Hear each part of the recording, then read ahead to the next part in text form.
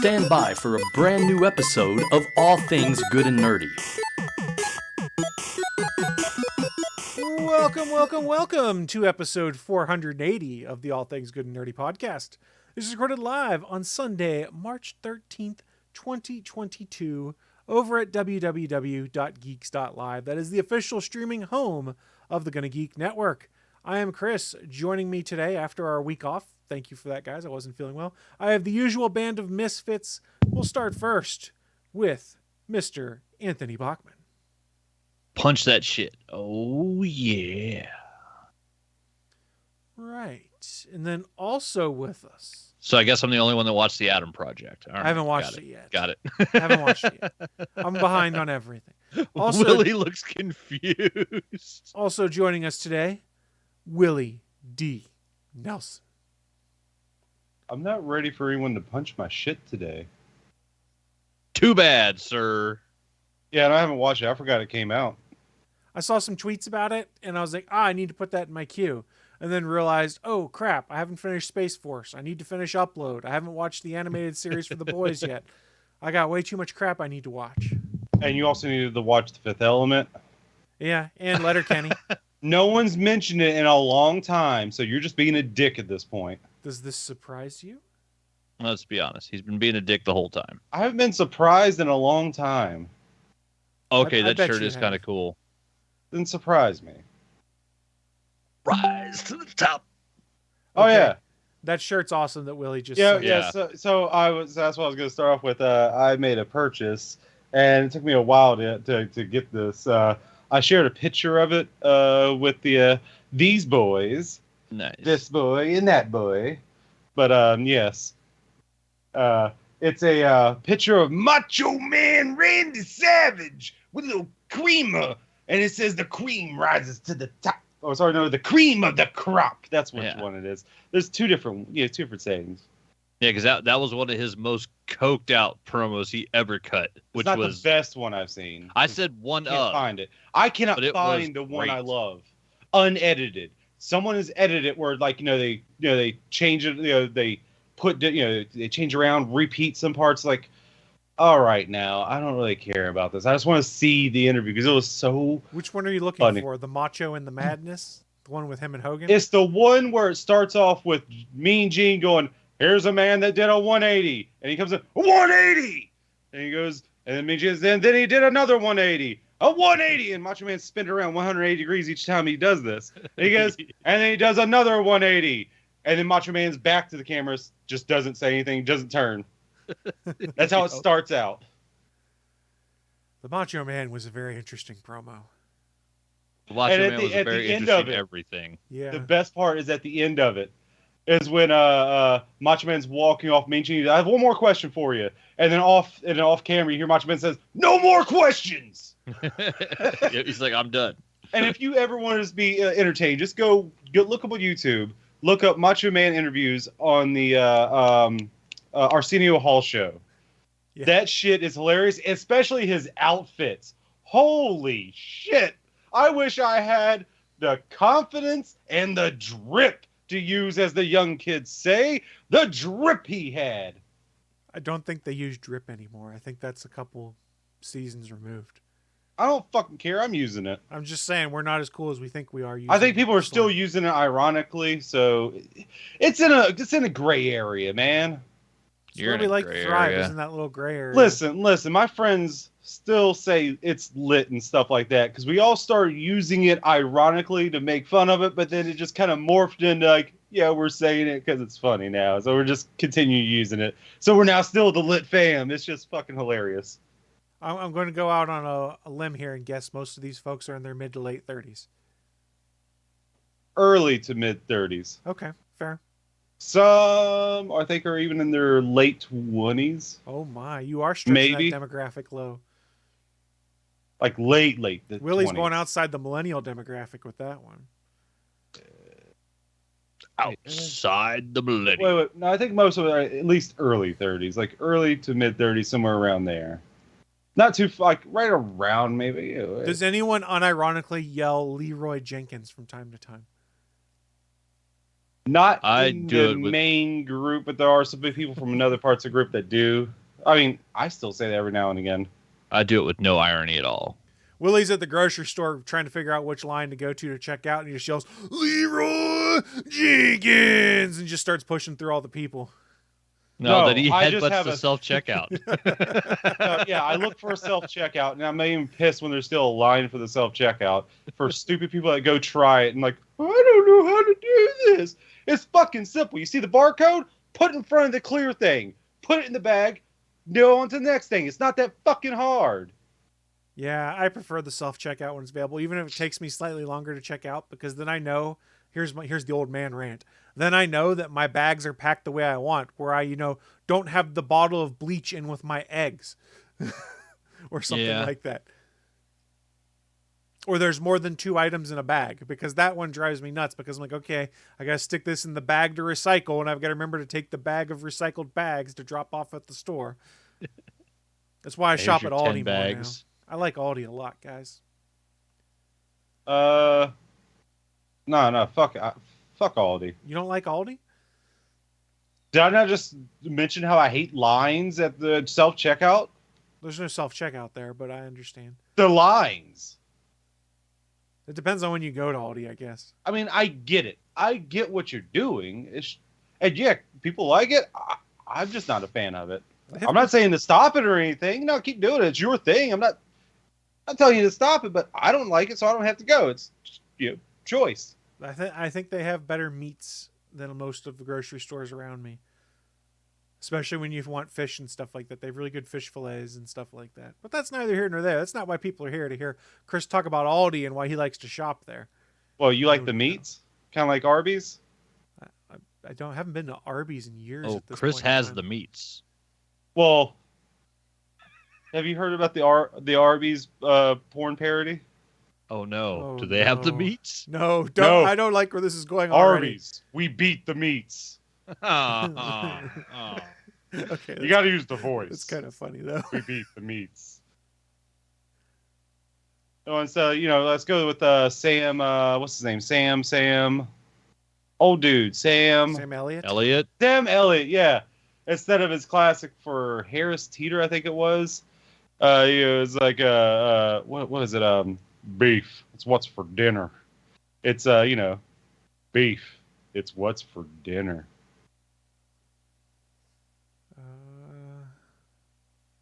Mm-mm. I'm just gonna shake my head no, and we're gonna move along.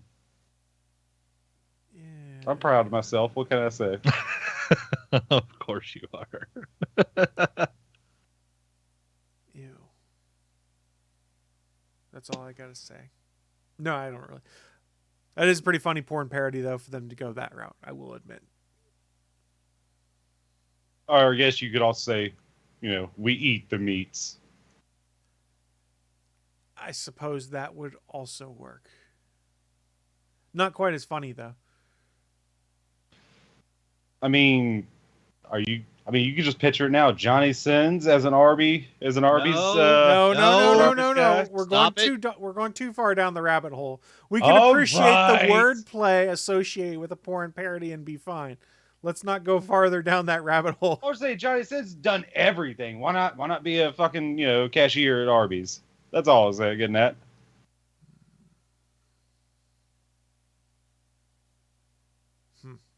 I haven't been to Arby's in forever, though, but I miss their curly fries. They're pretty delicious. I haven't been to a Hardee's either, I just realized. Or a Carl's Jr. if you're out west. Yeah. And Yeah, the only good thing about Arby's I remember is those mozzarella sticks. Those were always fucking great. No. The best thing is the curly fries. We do here have a Hardee's that is also combined with a place called Red Burrito. So you can get either a fake Mexican food or cheeseburgers. And it's surprisingly decent. I haven't been to it in years either because I used to work literally across the street from it. And now in order to go to Red Burrito, it'd be like a 25-minute drive. So I don't care that much. Chris. Yes. I can't remember off the top of my head, but you know of Sheetz, or you have some there, right? We have mini Sheetz. There's a Sheetz within Okay, 5 good. minutes of my house. Have you seen what they start offering? No, I haven't actually been in the Sheetz for a while because I don't go anywhere. What are they Fair enough. offering now, though? They offer a Fryz subscription. Oh, I did see that. And then I also saw that Taco Bell does a taco subscription. Yeah, you can pay $10 and you can get a taco a day for a month. Oh, fuck off with that. Get the fuck out of here. I mean, after you have 10 tacos, it pays for itself, I guess. For those listening, me and Willie both did the dog listening site. Wait, taco subscription? What? Let me try and find more of the details on it. I can't remember it all. But also, from what I've seen and read of it, the Fryz subscription is kind of bullshit too. Not to the level of 1 taco a day. Like, go fuck off. But it's $9.99 a month. All that's gonna make me want is more tacos. No, that's I'm the talking point. about the They Fryz want to and bring you in Sheetz. to buy other stuff. Yeah, fuck off. Not you guys, the Taco Bell. You already fucked up by taking away most of your goddamn menu. You can go fuck off with that bullshit too. But yeah, the Fryz subscription it's $9.99 a month, and you can get a bag of Fryz, which is the smallest one, at least once every 2 hours. I mean, if you're close to a Sheetz, like if you like work next door to one or something, or close to one and could just walk over, that's not terrible. But how much is the Fryz subscription, though, Willie? I said $9.99. Okay, sorry, you might have said I just couldn't remember. I apologize. Oh, you're good. Yeah, which is, I mean, at least offer the cup, which is the next size up, like the medium. You know, it was like, and then the bucket of Fryz. Oh, that's all you need right there is a bucket of Fryz. If they did 1 bucket of Fryz a day, then that actually makes sense. But a bag of Fryz every 2 hours? I'm not coming back in 2 hours. Or any again today. Does it also apply to the curly fries? Because Sheetz has curly fries now. Yes, that's why I mentioned it. That's what brought it up. Oh, man. Going back a sec, though. The Taco Pass. I had to go look it up at Taco Bell. It is a 30-day. You're pay $10 for it. You can pick every day a Crunchy Taco Supreme, Soft Taco Supreme, Doritos Locos Taco Supreme, or a Spicy Potato Soft Taco as part of your Taco Pass. So if you work near a Taco Bell and love you some Taco Bell tacos, you can get yourself the Taco Pass and get 30 days worth of tacos. And only want 1 taco a day. Yeah. I mean, the For how much Doritos was Locos Taco is what, like $2 on the menu? So that's not terrible. Have 5 of those, it pays for itself. Yeah, but how much is it per month? $10. I forgot. Oh, so same price. Yeah. Yeah, it's plus tax. Still not worth it. Can I stack those daily? Negative. Do your tacos roll over? There is no rollover. Okay, I wouldn't mind tacos. if they didn't roll over. I understand that. But if I could, not go there for the first 10 days and then on 10th day get 10 tacos, that would be worth it. No, because what they're doing here is be like, hey, I got to go get my taco for the day. So while I'm there, I'm going to go get a Mountain Dew, or I'm going to go get something to drink with my taco, or I'm going to get some chips on the side so they can continue to sell you things. I'm sure that's the plan. I honestly have no idea how well this Taco Pass is doing. It's one of those things you hear about, you're like, oh, that sounds really cool. And then you read how it works. You're like, man, fuck this. Yeah, it's a pile of dumb. Listen. Taco Bell is now, I'm doing a metaphor here. It's pretty much, how am I going to put this? Like, let's put it like the drug usage. They're like an old dealer you went to, you got stuff from, and they're the only one that you could get this particular thing from. But guess what? PepsiCo said, let there be Baja Blast for everyone, and started selling it by itself. So now no one has to go to Taco Bell to get their fix for Baja Blast. They can go anywhere the fuck they want. It was? I remember I was getting Baja Blast for like a year or two or something like that. See, if I go into a gas station, like, oh, here's a little 20-ounce of Baja Blast. But Willie, they did a really important thing, which is they brought back nacho fries. Those are pretty good. That's true. Fuck off with that liquid cheese bullshit. That's what Taco Bell's always been, dude. Yeah, no, I mean, now queso is, I wouldn't say is cheese dip. It's not supposed to be queso. I know. It's supposed to be some kind of weird. I know. It's not my cheese. I don't want it. It's definitely not your cheese. I didn't want it, didn't claim it, and you can have it.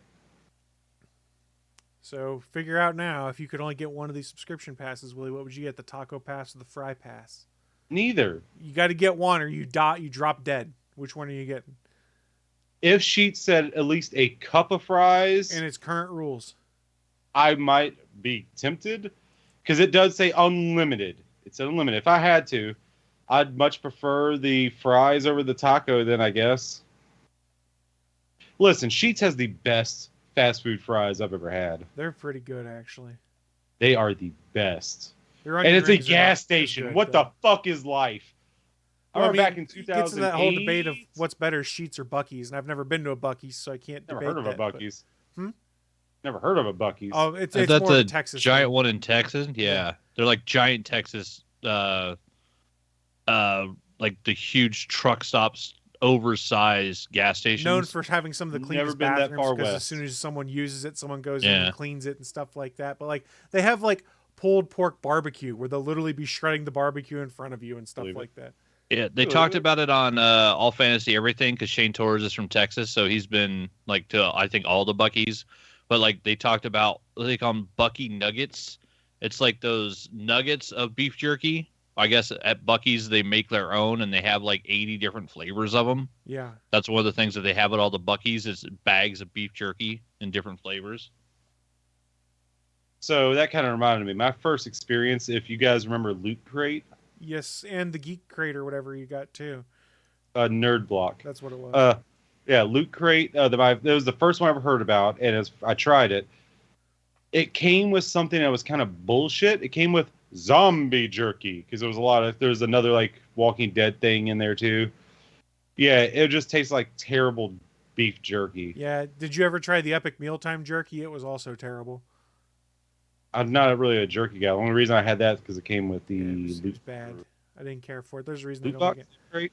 Loot Crate. That was what it was. Willie, I also saw Sheetz has another subscription service for $15 a month that works the same way as the Fryz Soda. service. Soda. Yeah, I did see that. Yeah, I saw that. I was like, $14.99 a okay. month. You can go get another soda every 2 hours. And I don't think there's a size limitation for that one, is there? It doesn't seem to indicate on this news story I'm reading. I couldn't find And you know one. why it shouldn't? Because Why you is know that? how much the largest soda cost them. 37 Just sell cents you. probably. No, it's Probably- less than that.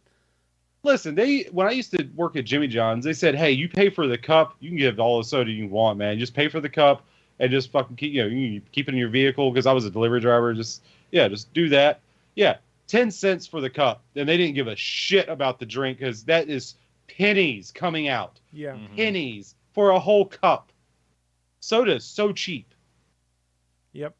I can't find any information about any other subscription services that may be out there, but I'm sure other people are getting into that game. Yeah. It's just those two. It is just those two. I've seen that. Sorry, my science is just very congested. None of them Yeah. have compelled me enough to be like, oh my God, I would have to have that. Yeah, or at least especially for a bag of fries, the smallest one every 2 hours. We meet every 2 hours.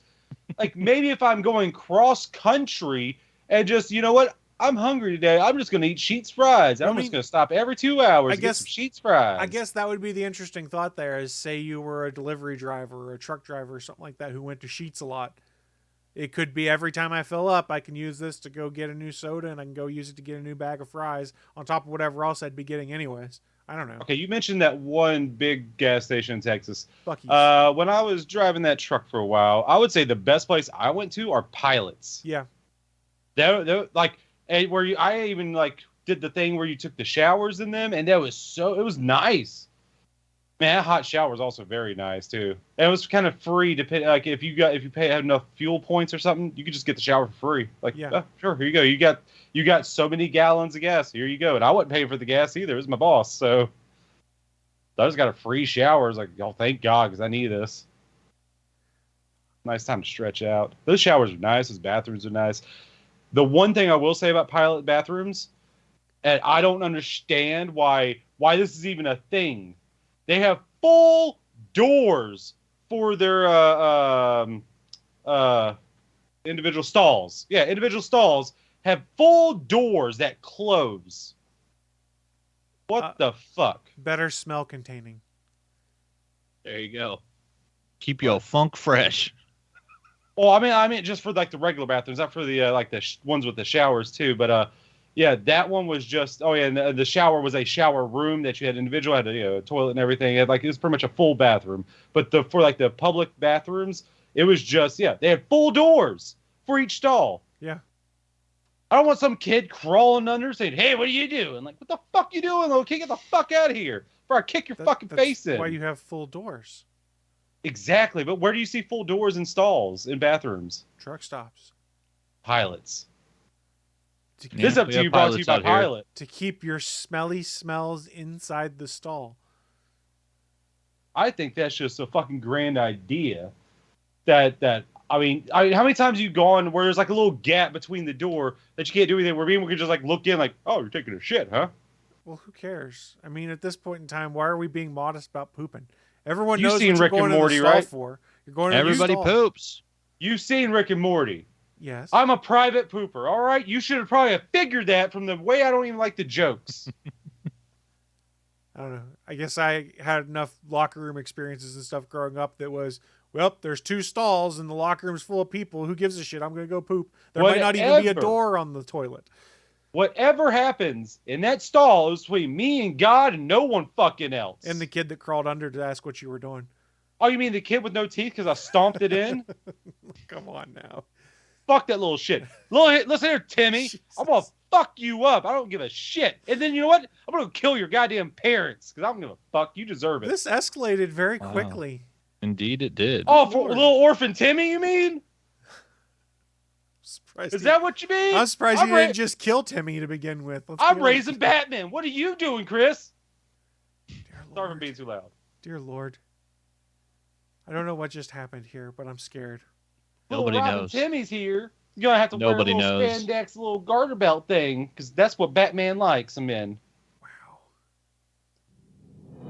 Live from the ATGN studios on the internet, it's the news of the week.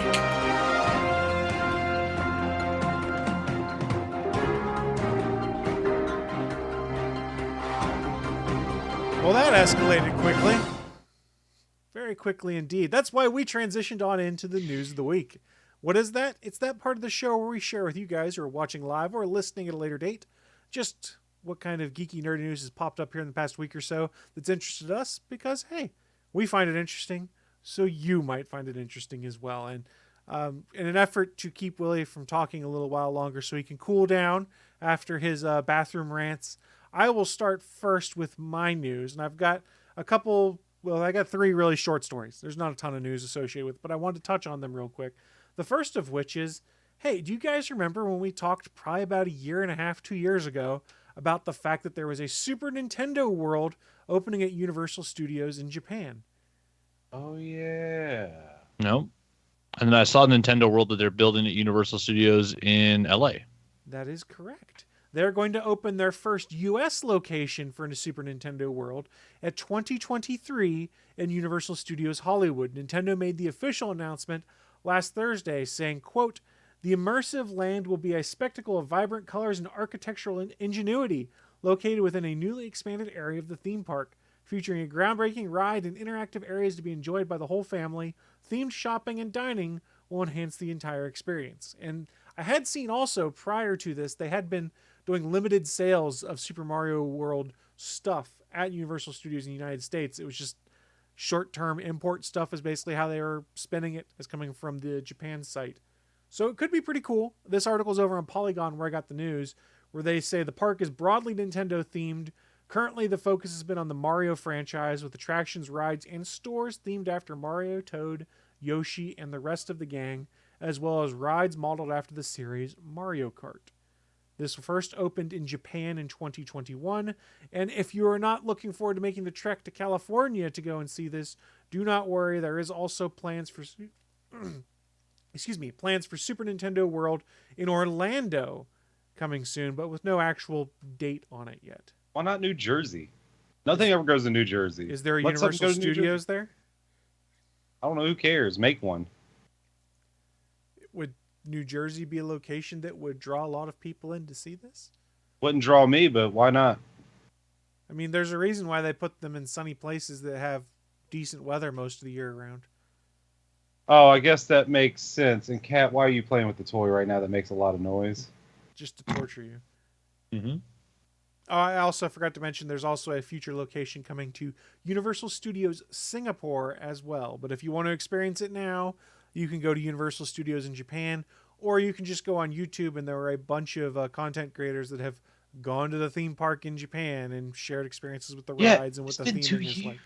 You weren't lying. I remember. It didn't seem like it was 2 years ago. Time flies, man. We're in a weird time warp as things. Yeah, are it also now. takes a while to build theme parks. Like also those things don't pop up quick. 'Cause, yeah, I think like they're just now this year finishing the Tron and the Guardians of the Galaxy rides in Disney World. And I think they just finished up the new Jurassic Park one at Universal Studios in Orlando, and they were doing construction on it when I was down in Orlando for my honeymoon. God, almost 3 years ago at this point in time. Yeah, I mean, So- yeah, those expansions take a long damn time. It takes a lot of time to move all that earth and put it back and figure out the right way to architect it, plus all the planning into, building the ride itself and figuring out how they're going to move things around to do it. Theme parks are a massive, massive amount of work to get pulled off. The one for the carts for the actual Guardians ride look really cool because they look like Nova ships. So, Universal Studios coming to the United States, Super Nintendo Land coming to Universal Studios in the United States. I completely screwed up how that was described. If you're on the west coast of the United States, or you prefer going out to California for your theme park adventures, be it Disney or Universal Studios, it will be there in 2023. They didn't give an exact date, so that could be any time in 2023. And presumably in Orlando, I would guess probably a year or two after that. Some fast building. Yeah, I mean, it's not a huge land either if they're modeling after the Japan one. It wasn't ginormous. It's not like equivalent to, say, Hogsmeade and Hogwarts that you get in Diagon Alley for Universal Studios. Those are massive. Oh, Hogsmeade. Yeah, that'll be the name for that Arby's porn parody. That's Damn the it. callback I He did. found out how to bring it back. He brought Son it of a back. bitch. It fits, doesn't it? Eat our meats. Nope. It fits. No one wants. But your yeah, I meats. remember. Yeah, I mean, it looked cool when I saw the pictures and videos of the one in Japan. It looked cool. The Mario Kart ride's supposed to be really cool, too, because I did actually fall Ooh. down that rabbit hole for a while of watching people who had gone Okay. and done it.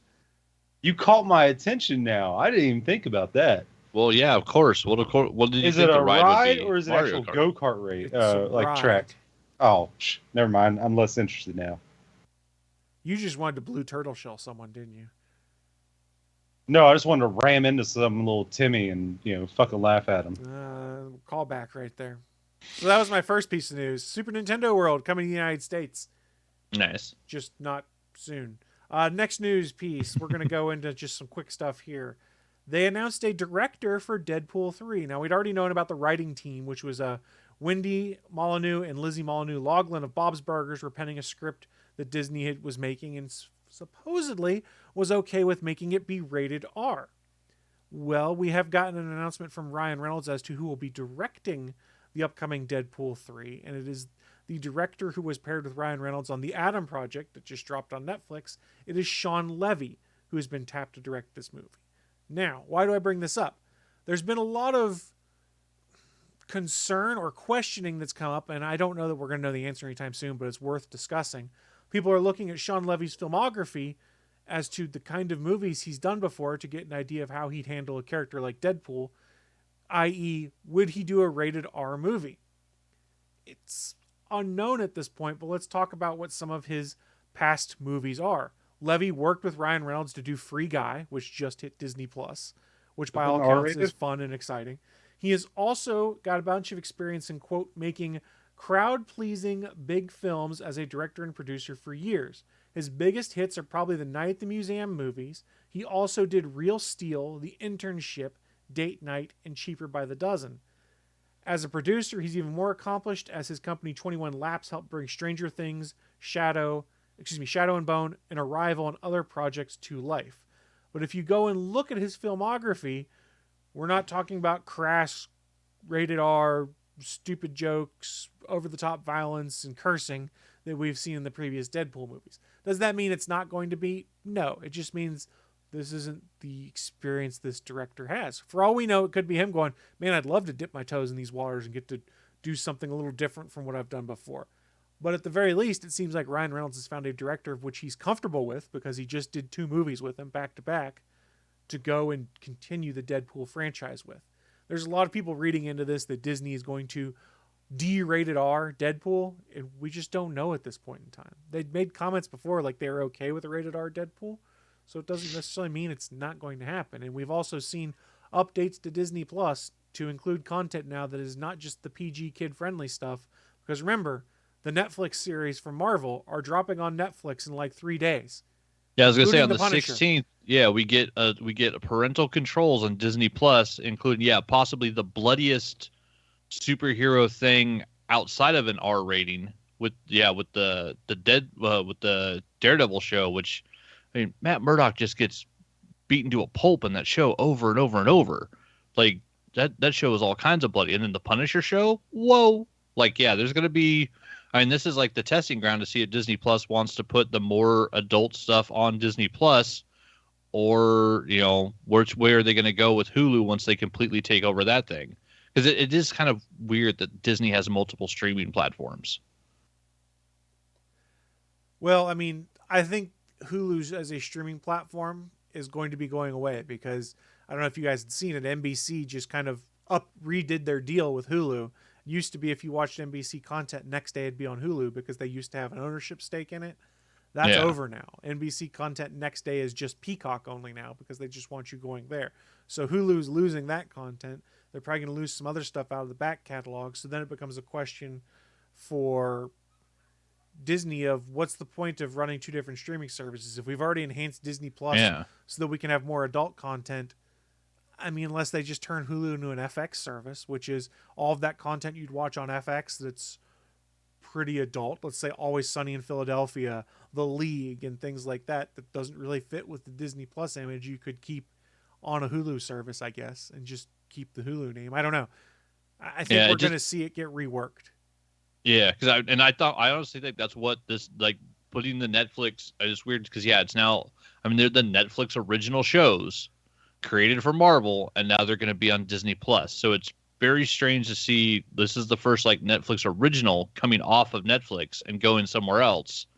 But I mean, as adult as they are, it's a good, I think it's going to be the testing platform for what Disney wants to do moving forward with their more adult content, the stuff that's not really kid friendly.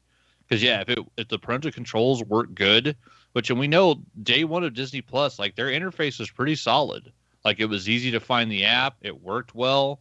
The catalog was small at the time, but it functioned. It was easy to find stuff to watch. I mean, if the parental controls kick in and they work really well and nobody has a problem with it, we might just see Hulu go away and all of a sudden Disney Plus gets a huge catalog update. Oh, and I missed something in this news story. I apologize. The script was originally written by Wendy Molyneux and Lizzie Molyneux-Loughlin, but they have just brought back Rhett Reese and Paul Wernick, who wrote the first 2 films, to kind of pick up the script that those guys had started and finish it. So we got some funny folks that do Bob's Burgers background, and now the original writers of the first 2 are coming back to kind of polish and put their own spin on it. I missed that piece. So I don't know that I'm really concerned personally about the PG-13ing Deadpool. And even it seems unlikely. It'd be a pretty funny gimmick throughout the movie as Deadpool's realizing that this ain't quite right. Oh, and there's and they'd have the one F word, so they'd use it very well.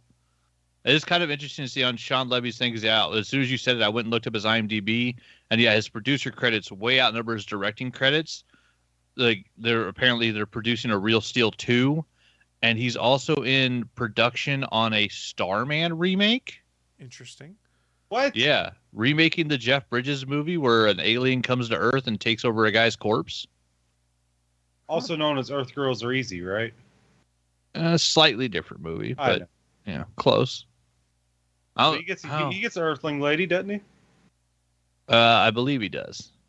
Yeah, I don't know. A Starman remake. I don't know who's clamoring for that, but I mean, it could be interesting. But also, one of Jeff Bridges' best performances. Like, that is an amazing film.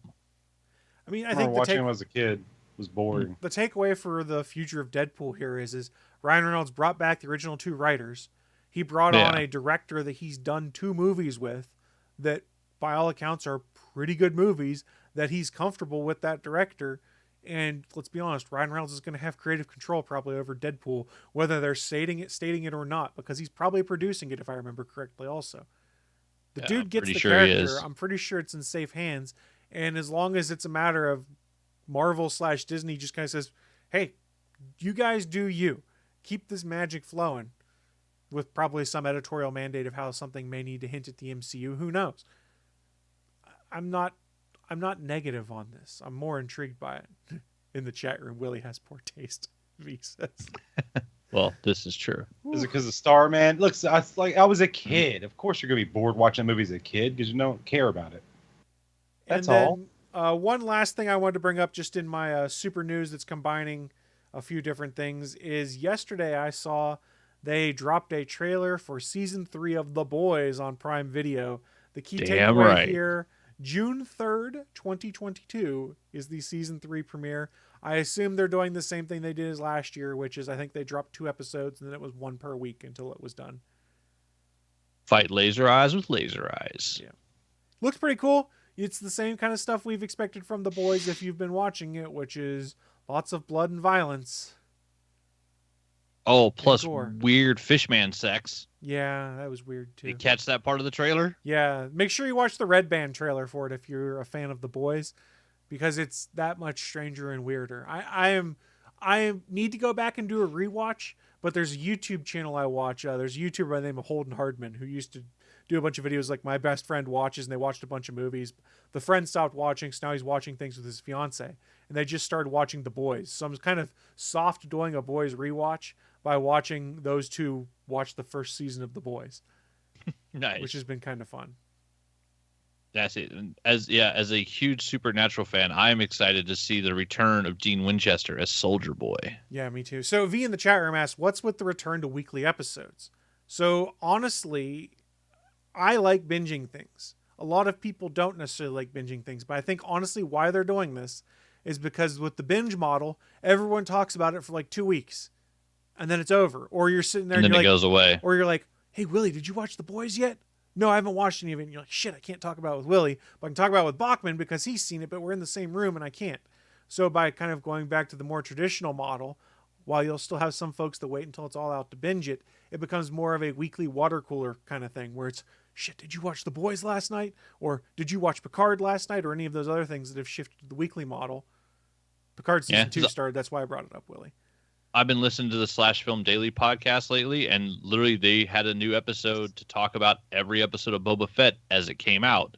And so that keeps your show more in the zeitgeist, more in popular culture, more people talking about it, instead of it just being, here's the 7 episodes, everybody burns through it, and then, yeah, it's either a huge deal for a week or it goes away in 2 days. As a content creator, I kind of appreciate it a bit more because it's not a matter of, oh shit, they just dropped 8 episodes of this thing that I need to watch in the next 3 days to then produce 8 podcasts on or something like that. Like, think about the folks with Legends of S.H.I.E.L.D., where like if they tried to do all of all of Daredevil when Daredevil season 1 dropped, that would be insane.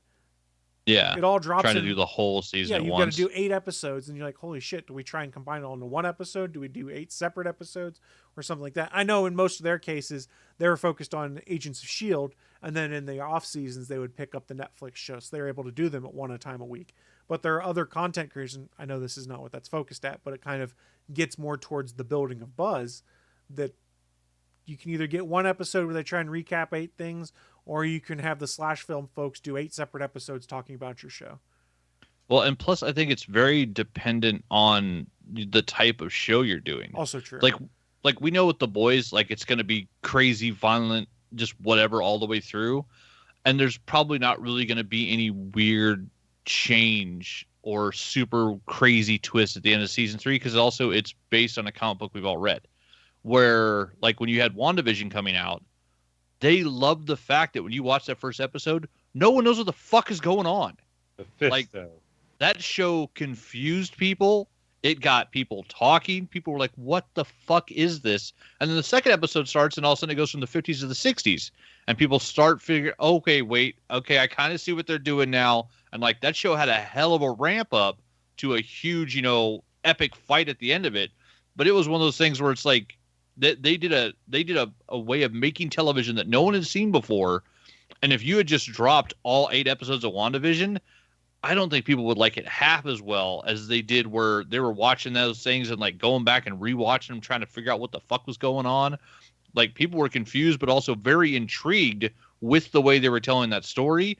I think if you'd binge watch WandaVision, I think it would be just nowhere near as good. And honestly, I think at least in my case, part of the fun with WandaVision was the speculation of what the hell is going on. Yeah. So I think that's what helped for me. I'll say this as a comparison right now. We're only 2 episodes into Star Trek Picard season 2, but had they dropped them all at once, I don't think it would be as much fun, because episode 1, a bunch of bad shit happens and they flip it on its head and you're like, what the hell just happened? How did we get into this world now? And of course they bring back Q right at the very end, which is glorious. It's fantastic. Nice. John Delancey is amazing as Q, continues to be. And then they just build on that more with episode 2. And then when episode 2 ended, like, I was like, wait, that's it? It was a great cliffhanger that now they've got you hooked and you're like, oh my God. Star Trek Picard season 2, by the way, is so much better than season 1. It's much more what I wanted out of a Trek that continued the mainline story. It's really, really good. I did enjoy season 1, but I mean, I binged it when I had the Paramount Plus like free trial. But yeah, I mean, I haven't thought about it since. This is so much better. And if you're someone like me who's like a ship nut that loves all the different starships and stuff, they introduced a whole bunch of new starships, things like that, and of course brought back Guinan, brought back Q, bringing back old characters, and did simple explanations as to why these guys look older. Because Q, he's a being of infinite power and energy. Why would he look older? So, and minor spoiler, I guess, and we'll move off my news after this, he appears to start lecturing Jean-Luc Picard, and they CGI him to look like younger Q. And he says something to the effect of, oh, you look so old now, and snaps his fingers and tries to put himself at this equal age to Picard. Ah, nice. Now, the CGI is a little rough. We've gotten used to Marvel's deep fakes for how they handled like Mark Hamill and stuff like that. But young Q's on screen for like 10 seconds max, maybe. So it doesn't really matter that much. But it's really good. Star Trek Picard season 2 is fantastic. It's more of what I wanted. It's really, really good. And they've just finished filming on the 3rd and final season as well. I don't know when that's dropping. It's really good. I encourage you all to go watch it if you like Trek. Now, if you like original Trek, which is Wagon Train to the Stars and things like this, you may not like it. But if you enjoyed the Dark Mirror stuff they did with the Mirror Universe where humanity conquers everyone, you're going to like where they've gone with season 2. Sure.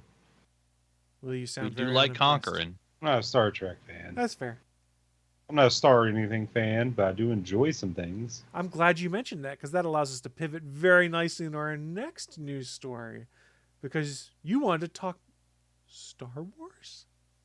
What? Yeah, I know. It's weird. A trailer popped up this week. What was it called? Kenobi Tales? Yeah, let's go with Kenobi Tales. It's just Obi-Wan Kenobi. The Misadventures of Old Ben. Oh god, I was trying to make a lemony snicket whole thing pun and it wasn't coming. Oh well. But yeah, Obi-Wan trailer dropped, and yeah, once again, not a Star Wars fan, in the classical sense, but I've seen the movies. I've enjoyed them. They were pretty good to me. And so, yeah, I mean, Book of Boba Fett was good. Mandalorian was good. I never really had a problem with any of the movies because I didn't really have all that much care in them. But I mean, yeah, they were fine for what they were. I enjoyed them. I wasn't like, ugh. So you saw the trailer. It's only like what, 1 minute and 50 seconds, including like the outro credits. You enjoyed it then? It was enough to hook you and be like, ooh.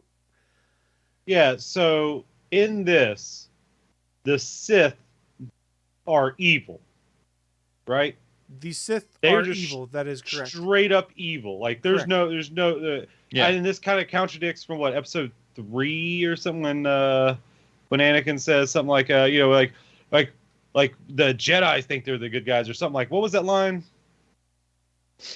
Oh, from my point of view, the Jedi are evil. Well, then you're truly lost or something like that.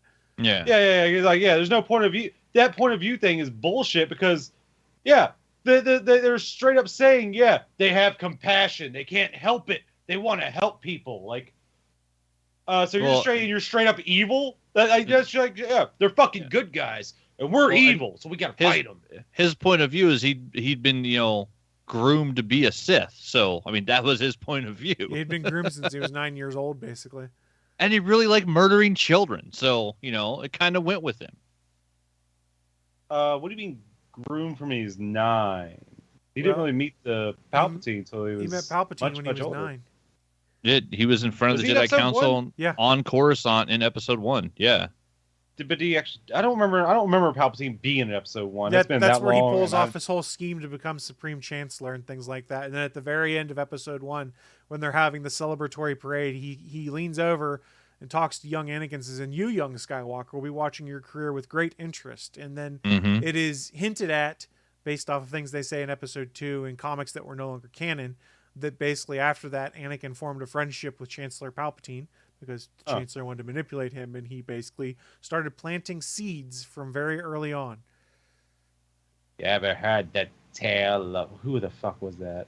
Darth Plagueis. Plagueis. Yeah, Darth The Wise. The Wise. But yes, the Sith are the bad guys. However, the folks you're seeing with red lightsabers aren't Sith. Well, they work for the Sith, so They they do might as work well. for They're the the same organization. So for those that are unaware, because why I asked in the pre-show, I asked if you'd seen Star Wars Rebels or Star Wars Clone Wars, which are really good cartoon series. Before you go, I do have another question go that ahead. actually might lead into that. So I did play Jedi Fallen Order. Yes. So are these part like the Night Sisters or something? These are the Inquisitors. Are the and Night the Sisters from Yes. the shows? Okay. Yes. Was that one an original character that was in the main Night Sister that was what's her name's Padawan or something? Was she in one of the shows, or was she an original character for the game? Who are we talking? Oh, The ninth Night Sister, I think. I think do you she want me gets to? referenced, Yeah, I fuck can't it. The game's remember. been out for a long time. I'll just spoil it unless you guys care about the spoiler no, that's for fine. Go ahead. and Fallen spoil it. Order. I finished Yeah, it. the one that Darth Vader kills at the end, right? Does he kill her for failing? Or something. She like you were fighting her and she was like about to turn or something, and then all of a sudden, blam, Darth Vader. Yeah, so the whole premise is those are the Inquisitors. They work for Vader to hunt down Jedi and things like that. And Yeah. they've been They work for introduced Vader or for Palpatine? both. Let me guess. The answer is yes. Both. Yeah, it's both. Yeah. They're kind of Vader's strike team. That way he doesn't have He's an the direct apprentice. manager. Yes, because he can't have an apprentice because there can only be 2 Sith. Yeah. That's the rule of 2. Well, So to get around that, they invented the Inquisitors. And yeah, I don't know if any point in canon if there's an actual number to how many Inquisitors there were. I don't know that there are, but like in this trailer, they're introducing characters that were major players in Star Wars Rebels, which is really cool. Yeah. Like the Grand Inquisitor is the main character that has the spinning lightsaber, that he does all the voiceover about the Jedi Code and hunting Jedi Yeah. and things like that. Played a big part in the first season of Rebels, and it's that fantastic. same Now, character. Yeah, Same same character. character. Okay, just want to Same make sure. character. As CGI. different voice actor, I believe, though. Does he, Yeah, he's does the he one that's look got as like close? the blanket pattern on his face. He looks like he's quilted. I'm guessing he looks the same too from the show. For the I- most pretty part, much. you can't Yeah. recreate that animated look in live action because in the show, his head's a bit more oval versus round. And this is Fair actually enough. one of the points I want to bring up is the fanboy meltdown we're seeing, which is, oh my God, these people created in cartoons don't look exactly like they should in live action. I'm like, because you can't pull that stuff off in live action. Yeah. Was 'cause that they're like? Well, I was about, cartoons. Yeah. Is that about the same guy from Book of Boba Fett? I don't even know his name. Yeah, the bounty. Yeah, Dude. Bane. Yeah, Yeah. Blue Dude. That's Yeah. what I'm gonna call him. Those- Blue Dude with the gun. Put some respect on Cat Cat Bane's Bane. name, motherfucker. Cat Yes. Bane's a badass. So we're running into No, a problem Blue now. Dude with the gun. We're running into a problem now where people are like, they don't look the same as the cartoons. And I want to be like, they can't. There's people that literally had a meltdown because Ahsoka's montrelles, as they call them, which are the things that hang down off her head, were shorter in the show than they were on the cartoon. I'm like, Yeah. well, yeah, there's not a good way with practical effects to do it and make it manageable. Calm down, Because they people. said they actually did like the full size ones, and yeah, she basically had trouble moving her head because they Yeah. weighed so much. So I mean, We Michael need- Keaton did it with Batman. that's fair. We do need to understand, though, that there are limitations to what you can see in an animated form when brought to live action unless you do something full CGI. So Yeah. it doesn't have to look exactly like the original source material looked from the animated series because it might be impossible. and someone's tall and skinny as the Grand Inquisitor. I mean, Doug Jones can't play every character Right. in everything. The man can only do so much. Well, he can play every tall and skinny role, right? Pretty much. And every fish man. He's got the fish man on lock. They're all Doug Jones. We did get a little spoiled, though, by the fact that Katie Sackhoff is Bo-Katan, when that's basically who it was modeled after in the cartoon and was the original voice actor. But hey...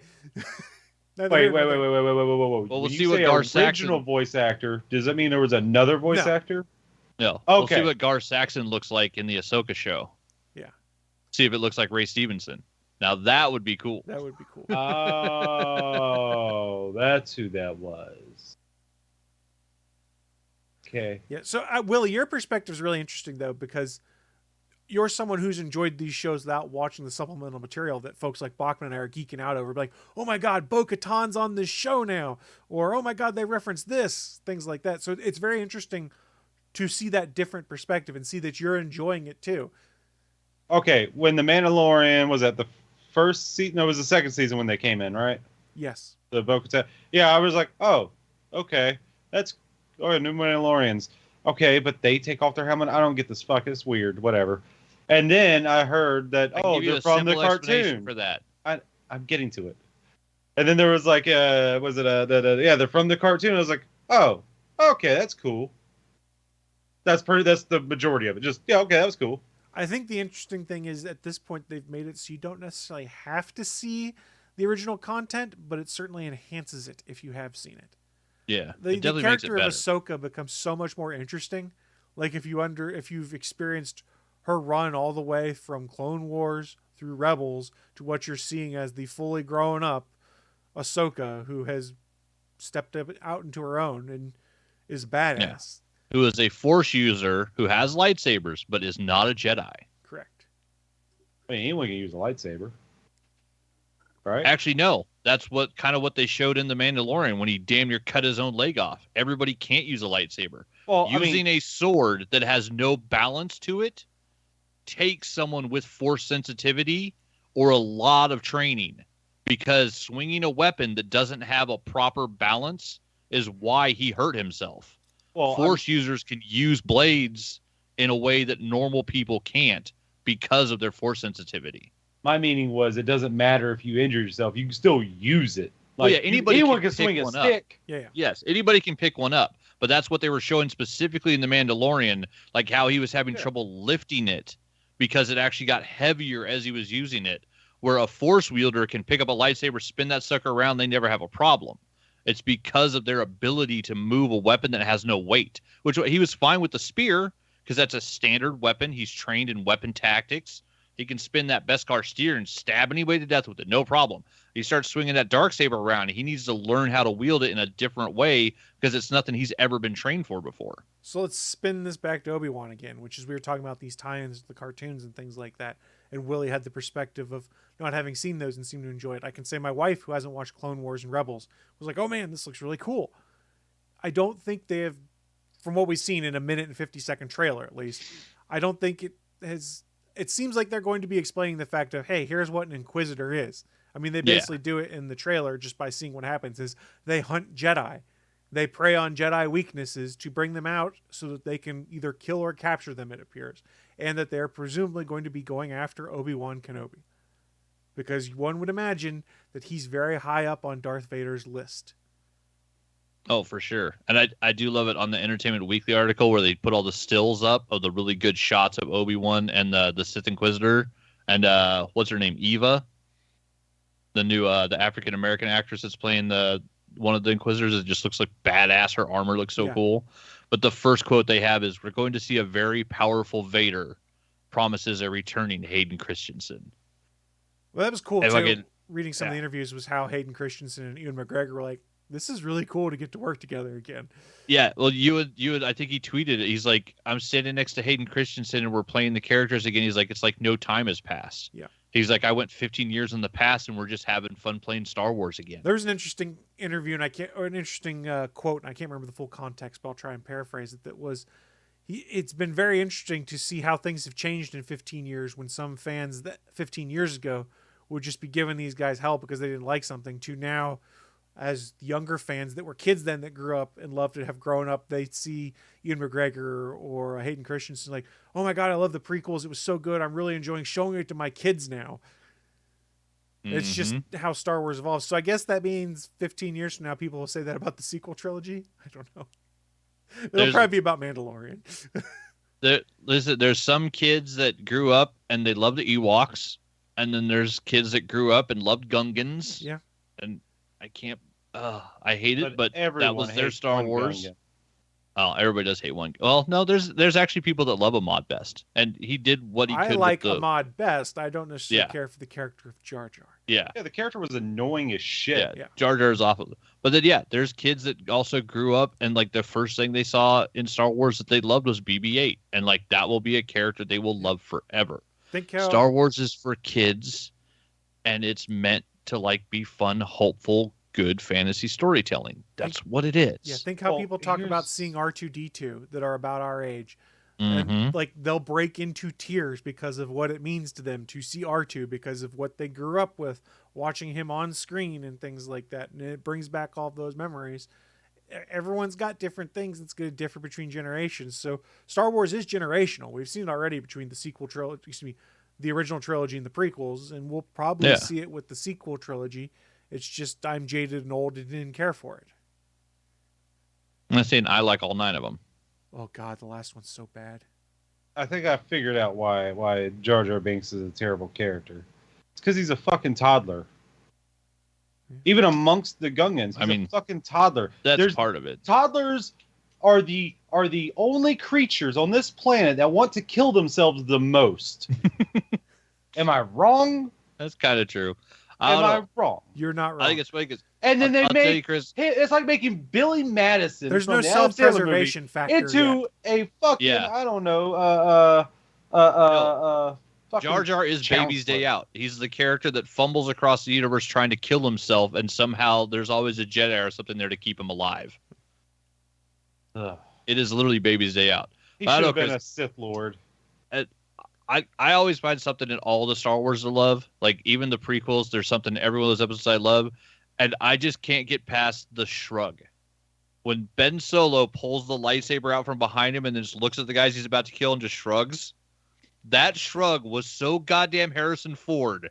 It might be the best acting that we got from that character in the whole 3 movies he's in. And it's something so small, but God damn, it's good. It was the most J.J. Abrams let him do with the character. He got to do cool stuff in Rian Johnson's film. Whether you like it or not, you have to admit Kylo Ren was a much more nuanced character and more interesting. Yeah, I do. I have a fondness for Kylo Ren now. Yeah. Like it's still, I mean, it's weird that every Skywalker story apparently has to be a story of redemption because they all have to fuck up. But because what it really is, it's either the story of Shiv Palpatine, 9 movies of me taking over the galaxy, or it's the story of 2 droids and the idiot humans that they run into. It's a better way of looking at it. Look, and yet they still call it the Skywalker saga. I'm going to close out my thoughts on the very final Star Wars movie where when they went, somehow Palpatine is returned. And I went, oh yeah, you had to play Fortnite to know that was happening. I went, yep, I'm out. Nope. The fact that Palpatine's grand announcement of his return to the galaxy was only shown in a Fortnite game.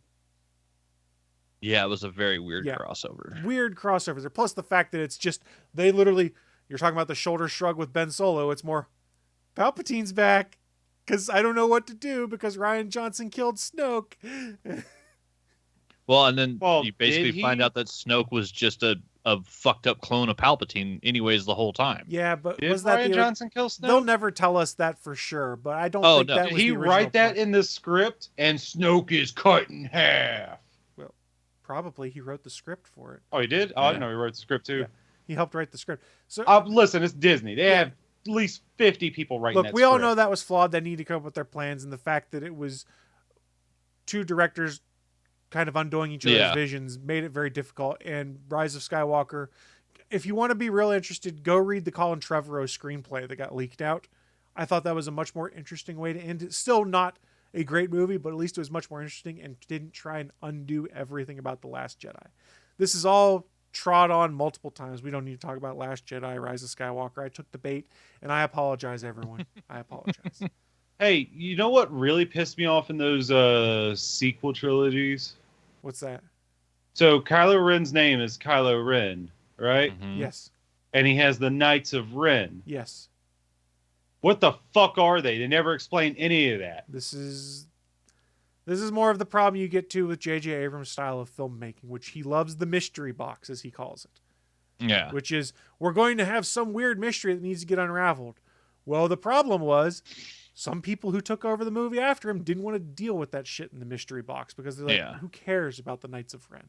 That's not what the story should focus on. The story needs to be about Ben Solo and Rey and But the yeah, things could've that done go on something around with them. it. It's You questionable could've. whether or not the Knights of Ren are possibly other students that joined him and left The Luke's comics temple when actually, he burned the place Yeah, I was down. about to say, I thought I heard it. I watched a video and it said something. I don't know if it was canon or not.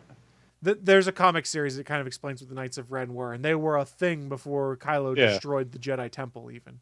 And then Ren was the leader of it, but then Ben Solo killed him, and he took the name Kylo Ren or something like Yeah, that. something to that effect. There's a Yeah, whole they're comic still the Knights series. of Ren, but he's not the Ren. There was another Ren before it. What? Jesus. And all this was not in the movies. Because go fuck yourself. The common problem with the sequel trilogy, which they have seemingly fixed with what they're doing on Disney Plus, is there is no common thread or planning that took place between them. It was, we need to get a movie out to make shitloads of money, and then we'll figure it out from there. Like, we've seen how Kevin Feige operates at Marvel. There's so much wasted potential with it, and I'm glad people enjoy them. For me, I have no intent to ever go back and watch probably any of the sequel trilogy movies at this point, because it just feels like wasted opportunity to me. The last time we were going to see Carrie Fisher as Princess Leia, probably the last time we were going to see Mark Hamill as Luke, I thought, which we've kind of been proven wrong there. Probably the last time we'd ever see Harrison Ford as Han Solo, and that's what we got. And I'm just disappointed, I guess. And I'm glad I people did enjoy have a them. problem with them in the sequel trilogies. People have a problem with how they were I portrayed. just don't like the story they got pulled into. I mean, I didn't like how Yeah. much Luke Skywalker was a shithead. Just the old, grumpy old man that Well, was he turned Well, into Yoda. Yeah. Well, and it seemed No, he dumb was that angry. you introduce Like, a "Oh, new this? general. Fuck this. What are you doing You- here? Get off my island. Yeah. I'm the Lorax. Yeah. But it was dumb that we got a new general who gets to like sacrifice himself in episode 8 in a way like if Leia had done that, that would have been cool where she took out Snoke's ship. Like with the warp speed But fuck your shit up thing. remember, Princess Carrie Fisher and Leia were supposed to be the key figures of episode 9, and this was made, she died when they were in post-production of episode 8, so they didn't change that plan Yeah. because they didn't want to. Because episode 7 was supposed to be Han's movie, episode 8 was supposed to be Luke's movie, and episode 9 was supposed to be Leia's movie, is how they described it. Yeah, they should have just redone 8 and fixed the ending where Leia went out. It would have been a better movie. Yeah, these sequel movies with all these new characters, we're still going to base it on the old guys. 'Cause Yeah, well, I mean, watch episode 7. It's literally nothing but nostalgia and retelling A New Hope again. It's the same movie. It's because J.J. And we're Abrams isn't a going great back filmmaker. to Tatooine for the Yeah. first movie in a trilogy. Jesus Christ. Can we go to somewhere else? No, they didn't There's go other to fucking Tatooine. planets. They went to What's a going on Tatooine the analog. fucking Endor right now? Yeah. That's Say part. Never mind. They went to a Tatooine analog. It wasn't Tatooine. It was Jakku. Oh, that's right. Uh-huh. Yeah, no, that was Tatooine. Fuck you with your Jakku. That was Tatooine. What's the difference? Look, Tell me what the difference you is. can go back to the episodes we had where it was about it, where I enjoyed it, but at the same time, I was like, they basically just rehashed other things with a wink and a nod and said, it's not quite the same because we did it in a different place, even though it looks exactly like the original place. Listen, this isn't the 80s anymore where a sequel is pretty much the same movie, just slightly different. Because that's how it worked back then. Look, Ghostbusters 2. Same damn thing. Let's be Same honest. basic story, but, a little bit different. And let's be honest. All right, final thing, and then we're going to get off the Star Wars topic because people don't want to hear about it. They've kind of made it pretty clear that the future of Star Wars isn't post-Episode 9. The future of Star Wars is what's between Episodes 6 and 7. We haven't gotten... Like, Rian Johnson was supposedly going to have a trilogy set hundreds of years after Episode 9. No word on that ever since Last Jedi came out. don't care Everything we're for that. getting in Star Wars content is content that is kind of in that block between Episodes 6 and 7, with the exception of Obi-Wan that's between episodes 3 and 4. I'd say, or it's High Republic. We Yeah, have new we've only got that in comics, the and we're comics. getting a new video game that is being teased for the High Republic era. I'm not sure how committed they are to that based off the success of other things when it comes to television. But yes, that's true too. So in my mindset, their bread and butter for now is filling those gaps between the trilogies. Yeah. I mean, that's all Mando and Boba Fett are. Yeah. We've gotten 3 seasons of television all based in filling those gaps. And fucking The Bad Batch. Yeah. That was adding another season of television that filled a gap between one cartoon and another movie. And they added another season of Clone Wars to finish things out. And they had Rebels that told stories between episodes 3 and 4 and planted seeds. I don't think the future of Star Wars is what did Rey do with the Jedi Order? Is Finn finally a Jedi? What is Poe? Is he now an admiral or a general of the New Republic or whatever? I don't think that's the future of it. And this is not me taking a shot. This is just simple statement of fact. None of those actors really seem too interested in coming back to play those characters at this time either. Yeah. And it is sad because it would be awesome to see a movie where you get Rey rebuilding a new version of the Jedi Order with Finn as her first student. That would be a fantastic thing to see. I don't think we're ever going to get it. You can make a cartoon out of it too, which I think could be pretty interesting. And then you True. get away without having the actors back. You get voice actors that are close. Think like Clone Wars, because they didn't use Ewan and Hayden's voices. They used 2 really good voice actors that were very close. And then you get this damn Hugh McGregor showing up, and his beard looks nothing like the cartoon from Clone Wars. I don't get it. It's not just giant blocks glued on his face. What the hell, man? You can't have that angular thing going all the way across. There is no greater beard than Obi-Wan's beard in the Clone Wars cartoons. That beard is solid, man. My ideal look is episode 2 Obi-Wan, where we call him Jesus Wan. Jesus Wan. As he wanders the desert and protects the children. My favorite Obi-Wan is Rat Tail Obi-Wan. There you go. I say that mostly kidding, but I think we've beat this topic into the ground. Sorry for the random asides. I guess I'm more impassioned about the current state of Star Wars than I realized. Sorry, folks. Sorry, folks. And like I said, if you enjoy them, I'm glad that you do. It's just those ones aren't for me. Did you watch the trailer for Eclipse, though? What? Star Wars Eclipse. What is that? Oh, the game There's a one? game. I vaguely remember. Yeah. That trailer looks better than like everything we've heard about the Avatar movie. Is this one Like, of it the looks canceled so games, cool. or is it still coming out? This is one No, of the this is new one of the ones. ones- that was... Yeah, supposedly still Okay. coming out. And it literally shows like Yoda at the Jedi Council by himself, possibly 200 to 300 years in the past before the first before episode 1. This was the Ubisoft ones, wasn't it? Yeah, From that it game looks- announcement. Gorgeous. Well, I Yeah, think we've seen beat it. the Star Wars topic into the ground. Let's roll things over to Bachman. What you got for your news, sir? Oh, go back to beating stuff to death. Kevin Smith is in the news again. 37. I mean, what? 37. Had to suckity dick on the way to the comic book store. We got a little bit of news. Mr. Smith himself celebrating, what was it, the 10-year anniversary of his heart attack. Is still alive and kicking. He's doing his daily Runyon walks, which is I love seeing it because he actually posts a picture or a video every day. It's awesome to see he's taking care of himself.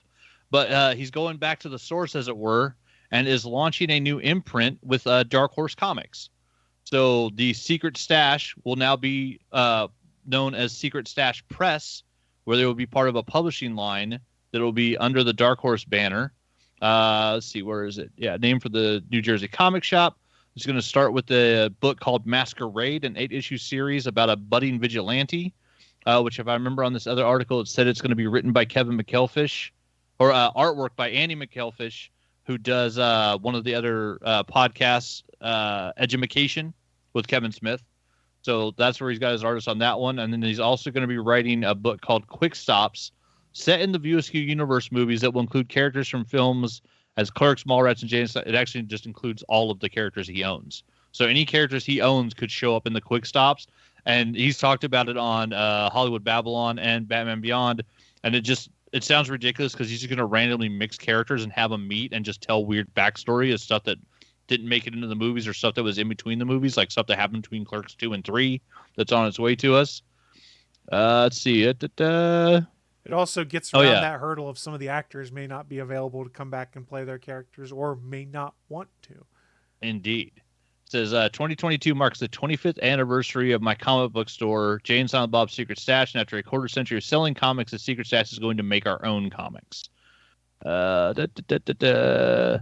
following the recipe by Mike Richardson, which is the guy who did Dark Horse, said eons ago when he turned his comic shop into a legendary comic book publisher, the Secret Stash is ready to take the next step in its evolution.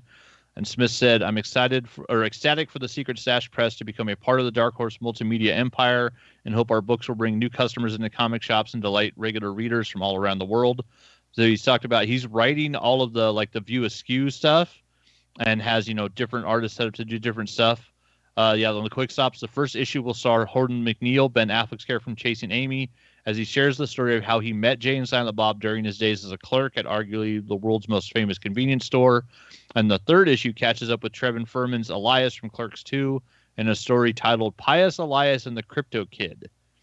For future issues, he names Bluntman and Chronic, Ranger Danger Movie, Moose Jaws, all up-and-coming characters in series. So he's just going to hit on all the stuff he basically owns and just be able to tell weird stories with them that are only contained in the universe that's in his head. So he really doesn't have any limitations. He can do whatever he wants with them. And then he also mentioned, I think on Fatman Beyond, that once he gets it going and they've got the imprint running, he's also taking submissions of people that want to, write and draw other stories that might take place in the View Askew universe. So other comic book creators will be, submitting basically pitches to work on stuff in that universe. So we might get, another flood of Clerks comics we did, when Oni Press first started doing them. That's cool. I wonder what dictates what the right number of sales is for them to determine it's a success, I guess. Yeah, I mean, and it's especially weird now where literally this is niche. And I don't mean that in a bad way. It just is. Yeah, it is. Well, and Kevin Smith, he's one of those people, he said it flat out. He's like, if I do it, what is his number? I think he's like, if I put a movie in theaters, I'll make $30 million. He's like, whether it's good, bad, or indifferent, I have enough fans that it'll make $30 million. It could be the greatest movie ever made, or it could be, as he puts it, yoga hosers. And either way, he makes the same amount because that's the amount of Kevin Smith fans that he knows are out there that will go see his movies. And so, yeah, he's never had a blockbuster hit the theaters, but even what he considers, people joke about being his worst films still basically make the same amount of money as his really good ones. So yeah, he's probably got a, I would assume that Mike Richardson, who has run Dark Horse forever, they need a little more catalog going since they lost all the Star Wars titles to Marvel. So this gives them more monthly comic books to publish, and it does have a set fan base in place. There are people that bought all the Oni Clerks comics, and the moment that there's a new Clerks comic from Dark Horse Press, those people will have it on their pull list. Yeah, now whether they need to sell, 2,000 issues a month or 10,000 issues a month for it to be considered a success, monthly comics are not selling huge numbers right now. So I'm assuming the numbers are probably fairly low. And if Kevin Smith is publishing them himself as an imprint under Dark Horse's title, he might even take a loss for a while just to be able to do it because it's the fun of making comics.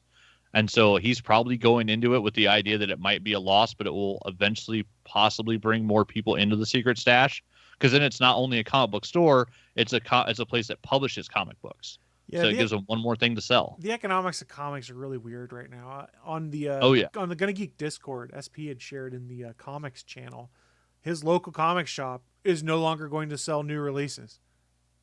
What the fuck? Yeah, they're not making any money off them. They're going to sell trades. They're going to sell memorabilia. They're going to sell tabletop gaming and stuff like that. But they're not making any money off of not even pull issues. List. Not even pull list. No, not even pull list. They're going to cease all weekly releases. I think at the end of the month is what it had said, and they were going to focus on other aspects of the business because it wasn't making them any money. Wait, couldn't they just do pull list where you're guaranteed to make that sale? What happens when someone says, "Well, I don't want it," and you got to sit on the inventory? When people don't show up and get their list. Yeah, it's one of the biggest problems that I think every comic book store has, but for sure, I know for a fact that there's a certain day of the month every month where my local comic shop, one of the employees has to call everybody who hasn't come in and picked up their pull list. Because the comic store prepays for those issues, orders them, and they sit there in a box. And if people don't come and pick them up, it's ridiculous. Too. I've seen people that'll pre-order $300 worth of comics and then not come pick them up. And that's money that the store already paid for, and they're recouping zero. Like, it's really shitty if you do that to your local comic book store. Yeah. So I mean, it's interesting in that regard, and you've seen a shift towards digital, and thank God, Comixology and Dark Horse have separate apps that you can use if you want. So I'll probably read these on the Dark Horse app if I buy them from Kevin Smith's stuff, because the Comixology app is horse shit. Once I got upgraded, I was really mad. And side note, I learned on there I had like 40 gigs of comics saved on my iPad. They updated my app, made me log back in, and it couldn't see the 40 gigs of comics that were stored on there. So I had to remove the app and reinstall, and lost the 40 gigs of comics I had downloaded and have to re-download them all.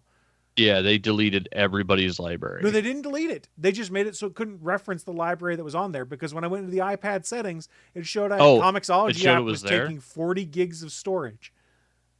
But then they made you had to delete and then re-download everything. So yeah, I had to uninstall the app so it would remove all of that stuff, because I had no way to get to it, and then reinstall the app. I was really Once mad. again, fuck Amazon, fuck the Kindle app, kiss my ass. My new library sucks. It doesn't mark an issue as new until you click on it and start downloading it. Yeah. At that point, adding a little new banner is fucking pointless. I already had to go through my library and find it. It's not designed for people who read comics. That's what this is. No, it's designed, for people that download books and read one book over the course of like a couple of days or a week or a month. For casual reading. That's what this is. And then delete and then get a new book. Yeah, it's not for anybody that has thousands of titles in their fucking library. Right? Yeah, the app is awful. I just wanted to pull up the numbers just to check it out. So, according to this on Comic-Con, from numbers back in December, they did a crazy one from Image called Stray Dogs Dog Days, which I guess was a special issue. That was the number one book in December. It sold 103,000 issues, which, or estimated units, which is high. The number 2 book was House of Slaughter, 56,000. Number 3 book was Berserker, which was 55,000 units from Boone. That's the Keanu Reeves comic book. Number 4 was Gunslinger Spawn, and you have to go all the way down to number 11 to find a Marvel book, which was the Venom issue number 2, and it sold 30,000 units. If I keep going down, like Amazing Spider-Man that month was at number 20, and it sold 24,000 units. So like there were times where like X-Men number 1 in the 90s sold 1 million copies. Amazing Spider-Man, one of the longest running comics of all time, is number 20, and it only sold 24,000 copies. So I'm betting you if Kevin Smith can sell 3,000 copies a month, he'll probably be pretty happy. Like, I mean, numbers are pretty fucking low right now for comic sales. There's a whole other problem right now, which is the scalpers on the JLA Avengers book right now, too. It's insane. Fuck those people. Yeah, there's only like 30,000 reprints of it being made, a book that's been reprinted in forever. So people are getting it and flipping it, of course, for $300 on eBay. Where Comic Initiative doesn't get any of the money out of it that way, or the Hero Initiative, rather. Yeah. And all the money for that should be going to the Hero Initiative. Fuck you if you buy a scalper's copy of that book. If you want to flip it and sell it for $400 and give it all to the Hero Initiative, I'm okay with that. It still seems a little scuzzy, but it's not you making a profit off it. Yeah. I'm fine with that. There should be nobody profiting off that book. Yeah. And the only reason I bring that up is it just popped up on my timeline on Twitter as I was scrolling, which was a picture of George Perez. Yeah, I just retweeted that. Yeah, he got his copy, which it's just awesome to see that smile on that dude's face, because he is not doing physically well. Yeah, you can tell looking at the picture that he's not doing well. Yeah, which we is kind of knew would happen. One of the nicest dudes in comics whatsoever. And good on the Hero Initiative, out there trying to help, comic creators that basically were freelancers for 60 years for companies, and so they don't have health insurance. Like, these guys created all these stories that these companies are now making billions of dollars off of by making movies that they don't credit them for because they rewrite the script a little bit. So it's not quite the comic book you wrote. The company makes $1 billion, and the guys that actually created these fucking ideas a lot of times get nothing. Or what was it, like Ed Brubaker said, you get a $5,000 check and no invite to the red carpet premiere of Captain America Winter Soldier, the story based directly on the comic book he wrote. Yeah, it's still pretty shitty and pretty shisty how some of these companies treat these comic book creators. But, good for like the Image company, having much better contracts and stuff from what I'm seeing so far. Where, we know Robert Kirkman's having trouble with AMC, but at no point has like Image ever tried to act like they own The Walking Dead or Invincible. Like that man's over there making money with Amazon because, Invincible is his. They know he created it, and no one at Image is like, oh no, that's ours. You made that at our company. So Yeah. And I think Rob Liefeld gets a copy of every toy made of Deadpool, but he don't own Deadpool. Marvel owns Deadpool. Like that character is not his. But you also and know that at trade-off, co-created by Fabian Nicieza. You also know that when you go to work for those companies too. I mean, that's the Yeah, difference well, between creator-owned versus Nowadays, originally Marvel was scuzzy about it because you actually give up your creator-owned content when you signed your check. They put a contract on the back of the fucking check, so when you signed it, they got control of anything you created for them. It wasn't in the contracts; it was on the fucking check. Gotcha. So if you wanted to get paid, you lost all your rights. Yeah, it was. They had some shysty shit going on back in the day. Sounds like it. Yeah, it should be interesting to see what comes out with Kevin Smith's comics, though. I'll pick up the first couple issues and see. Yeah, I mean, I'm definitely interested in see, like the one that's set directly in the View Askew universe, just to see the weird stories he's gonna want to tell with that. I'm interested in seeing like what those short stories are. I think one of the first trade paperbacks I ever got before I really started getting into comics was Chasing Dogma. It's pretty much how Jane Silent Bob got from Chasing Amy in New Jersey to when they showed up in Dogma in Illinois. Yeah, it's their adventure between the two movies. Which was mostly Jay and Silent Bob Strike Back. A lot of it. There were some things like you have Mr. Rogers giving you the finger like fuck off. Well, I mean, it's also a way, to rework a script and, work out ideas and tell a story. Because I think you mentioned that on Batman Beyond 2 or Fat Man Beyond is the idea that like, hey, if you got scripts lying around that you tried to sell to Netflix and Amazon and nobody wants to make them, you turn them into a comic book. Yeah. And he was specifically saying that because he works with Mark Bernardin, who writes a ton of great shit and always has amazing ideas. So I'm pretty sure we're probably going to see another Mark Bernardin comic book coming out from Kevin Smith's imprint, because he just did A Door in the Distance, which was a great Comixology original that was about his daughter that has autism. And so, yeah, Mark Bernardin is a hell of a writer. I'm pretty sure he's going to be probably one of the first people under the Kevin Smith imprint that we're going to see write something besides Kevin Smith. And I will be there for Mark Bernardin comics. He wrote Genius, and that's one of the best fucking comic books I've ever read. Yeah, it'll be interesting. That being said, looking at the time, we do need to begin wrapping things up. So as we wrap things up, we have one final segment of the show, a bit called What I'm Into. It's how we share with you guys watching live or listening later the geeky and nerdy things we've been getting into, because you may want to go check them out yourselves. Mr. Willie Nelson, kick us off. Yeah, so I'm looking up at my clock above my TV, and it's almost noon. It's about 15 till noon, right? No. I mean, it's going to be saying that for a while now. It's always 12:45 Eastern. No, it's 11:45 Eastern. That's what that says up there. And you know what? It's. I'm not going to change it for a long while. In fact, you know what? I'm going to see how long I can not mess with it before I have someone over like, fuck, man, the fuck? What are you doing? I'm changing it. Fine, I'll go up there and change it. That's how I change my clocks. I'll let someone else do it. Let them get annoyed enough that they want to do it. Well, there you go. You've got a plan. Oh, and this also was brought to my attention. That shirt I shared with you guys earlier. Yes. Apparently, it's unavailable now. Is it because they sold out, or because it got a cease and desist? I don't know. I just looked up on Google or Amazon. I think I looked up on Amazon specifically for a Macho Man Randy Savage shirt of that nature. And I guess I just got in the sweet spot. It still hasn't got here yet. Ordered like last week before, I can't remember. But yeah, it said it was going to take a while. I don't know why, but fuck it, I'll wait for it. Because it probably prints on demand. I'm just hoping it fits. It prints on demand, I bet. I picked a size. I probably should have went with extra large instead of just large. I'm just worried about the length. Use it as motivation to shorten your spine. Like Hulk Hogan, do a bunch of leg drops? I was just thinking take a few vertebrae out. Or lengthen your legs.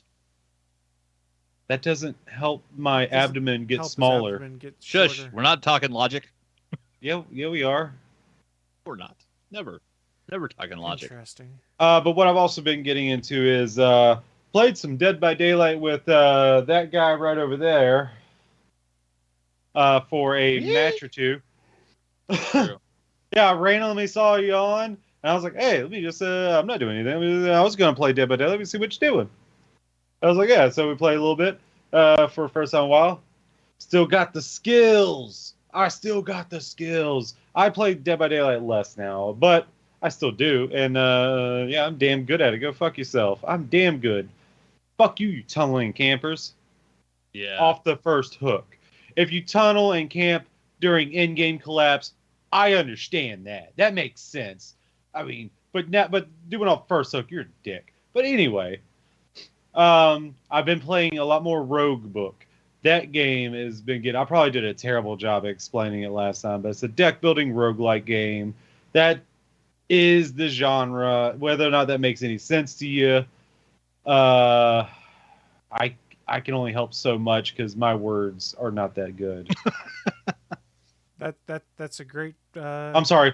I messed up. My words are not that well. I'm not so good at talkie. Yeah.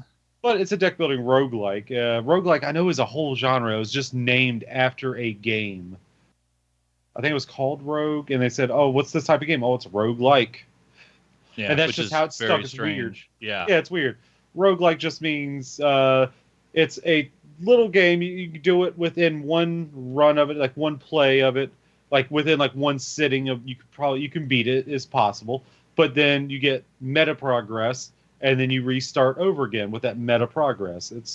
That's what a roguelike is. But yeah, I've been having a lot of fun. This game plays a lot like Slay the Spire, which is another deck building roguelike game, of course, because it's similar to it. So of course it has to be, right? Duh. But this one's a lot more forgiving, I think, because I don't lose a run that often. And I'm not upset by that. It cheapens it a little bit, but it also makes me feel good because I'm beating it. Because Slay the Spire was hard to fucking beat when you get into harder difficulties. It's fucking hard. Like, Jesus Christ. My buddy got to Ascension 20, which is like, you beat it so many times, it gets harder incrementally. And Ascension 20 is like the top of it. I'm like, oh, okay. But yeah, I've been having a lot of fun. I've been streaming it too. Last Saturday, my buddy came over, and I wasn't expecting him to stay over that long to do a stream of this where we're doing a run, passing it back and forth between runs, but runs take about 2.5-3 hours long to do one single run of the game. Then we pass it off and we go. Of course, we're talking through it. And we had the mic set up for everything. But yesterday, I wanted to start a game, and I started a little bit, just got a little bit, it got past the little tutorial thing. And I was like, you know what? Might as well stream this. Fuck it. Why not? So I started streaming Hollow Knight.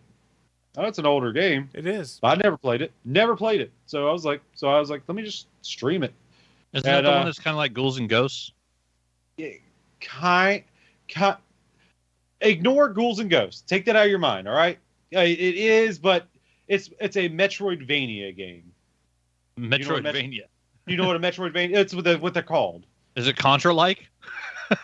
Now No. I'm just confused. like Super Metroid and Castlevania Symphony of the Night. Did you ever play that one, Yes. Bachman?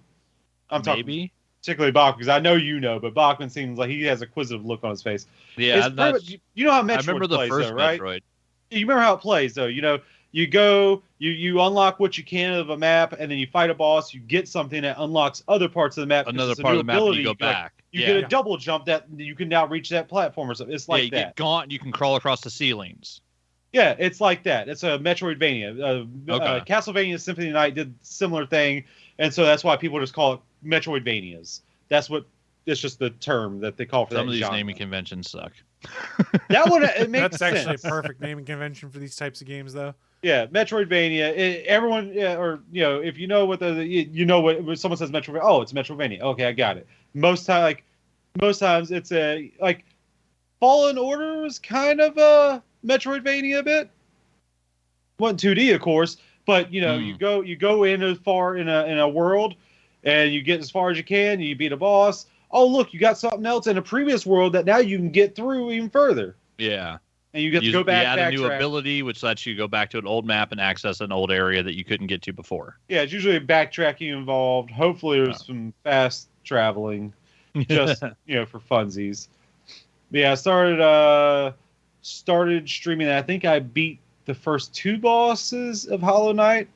I started yesterday, played for about an hour and 30 minutes, and then later in the night, I played again for about 45 minutes to an hour. I think it was an hour. And then I got the first 2 bosses down. The first one, which is that weird dude, took me. I lost once to each boss, just once. I was proud of that. The second one was the Lady Hollow Knight character, Hornet. That's what I'm gonna call her because that's definitely a female.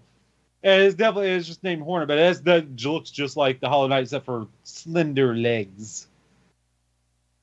Yeah, the story's not my thing, but I'm not hating it. I'm doing voices and stuff for it. I find it fun. Nice. Yeah, then what else have I been doing? Been cooking some more. Last Thursday or Thursday before last, I made I was watching this dude on YouTube, this YouTube cooker, Adam Ragusa. Okay. Shit, I think it's Ragusa. Anyway, I've been watching a lot of him on there, and it gives me ideas. It gets me off my ass. Like, I want to cook this because I want to taste that. So I made these Verde Enchiladas, and I literally made everything from everything. Like, So I got a your pound own and a half. salsa verde?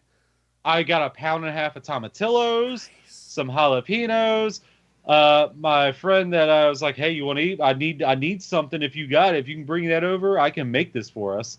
I needed a blender. She brought what is it called? The handheld one, not an infuser. It's a emulsion blender. Yeah. Emulsifier. Emulsifier. That's what it is. Yeah, that's it. She brought that instead, thinking I meant that instead of an actual blender because she also had a blender. And I was like, okay. So so I got it done though with that. Definitely got it done with that. It took a little bit more work, but it worked. And I did change the recipe a little bit. I added an extra half a lime to it because that fresh lime juice on food is so underrated. You're not wrong. Oh my God! Like how? Oh, you need it for the right stuff, of course. You can't just do like, ooh, this normal tomato pasta, lime juice. It's not gonna, But that Verde, it came out great. Yeah, I got my hands all nice and dirty when rolling the enchiladas. Made a lot of them. It was good. Shred up the cheese. Yeah, my kitchen has been in a constant state of dirty dishes, clean dishes to start cooking, back to dirty dishes, cleaning them, back to start cooking. It's been constant like this. I've been making some stuff. Nice. Some stuffs and things. I started making my own bread. That was pretty nice. Got a whole thing of yeast now that I can just get from the jars. That's how many I need instead of the packets. Fuck the packets. Like, because some of them say you need this much. Well, how much is in this? Why won't you give me multiple sizes that's in this? Like, hey, this is so many ounces, but it's also about this many teaspoons or something. Like, tell me that. Why don't you tell me that? It makes things easier for me. But no, it can't make things easier for Willie. No. So bake some bread. Yeah, my buddy came when my buddy came over for the stream last Saturday. Not last night, but last Saturday. I made us I also learned how to make restaurant queso. Little cheese dip. And of course, I got the Totino's chips with the hint of lime because that's always nice. The hint of lime, more lime. But yeah, I was surprised. I didn't think because that tasted like the restaurant queso. I guess they make it with condensed milk. That's the ingredient I didn't know about. And apparently, also white American cheese. That's the real key because it has an ingredient in it that really does something to the cheese that like holds it all together or something. It's ingredient. What is that? Yeah, it's like something something nitrate or something like that. I can't remember. It's some little small ingredient that's in white American cheese that, it adds to the flavor to it anyway. It's all use 1 part white American cheese, 2 parts Monterey Jack cheese, condensed milk, a little thing of those little green chilies, little can, the little green chilies and its own little vinegar. Pour all that one of those tiny cans in there. Bam, stir it around. Maybe some salt if you need it, but that cheese should have enough salt in it. Yeah. Oh yeah, salt is key. Salt cooking is key. Yeah, I'm constantly having olive oil now because that's a must. Olive oil is a must. I just wish I had a Dutch oven. Or at least a pan that didn't have Teflon on it. That's what I really You need. can get a Dutch oven. They're not I that know. expensive. I need to go get one though. Look, I am sitting on my ass right now. You think I'm going to get up today? You know, Go there's fuck yourself. places that ship things to your front door. I have to walk to the front door now? You son of a bitch. You don't even have to get up. Just sit in a chair with wheels and push yourself over. What do I look like? I was about to be very... I meant an office chair, by the way, before anyone misconstrues what I was meaning. Okay, you know what? This was the first dark joke that came to my mind, and I regretted it as soon as the thought came. I was like, what do you think I am, Scott Hall? Which was a low blow. He's not mobile currently, Willie. I know, which was why I regret even thinking about it, all right? You're fired. So, yeah. You know what? I'm done. That's what I've been getting into. I'll probably remember something and say, fuck, I forgot 2 hours from now, but go ahead. I'll go next. Sure, there's always regrets. My list is kind of short. Caught up on Battlebots because I was a little behind on that. I love that show. It's airing on Discovery Channel still, I believe.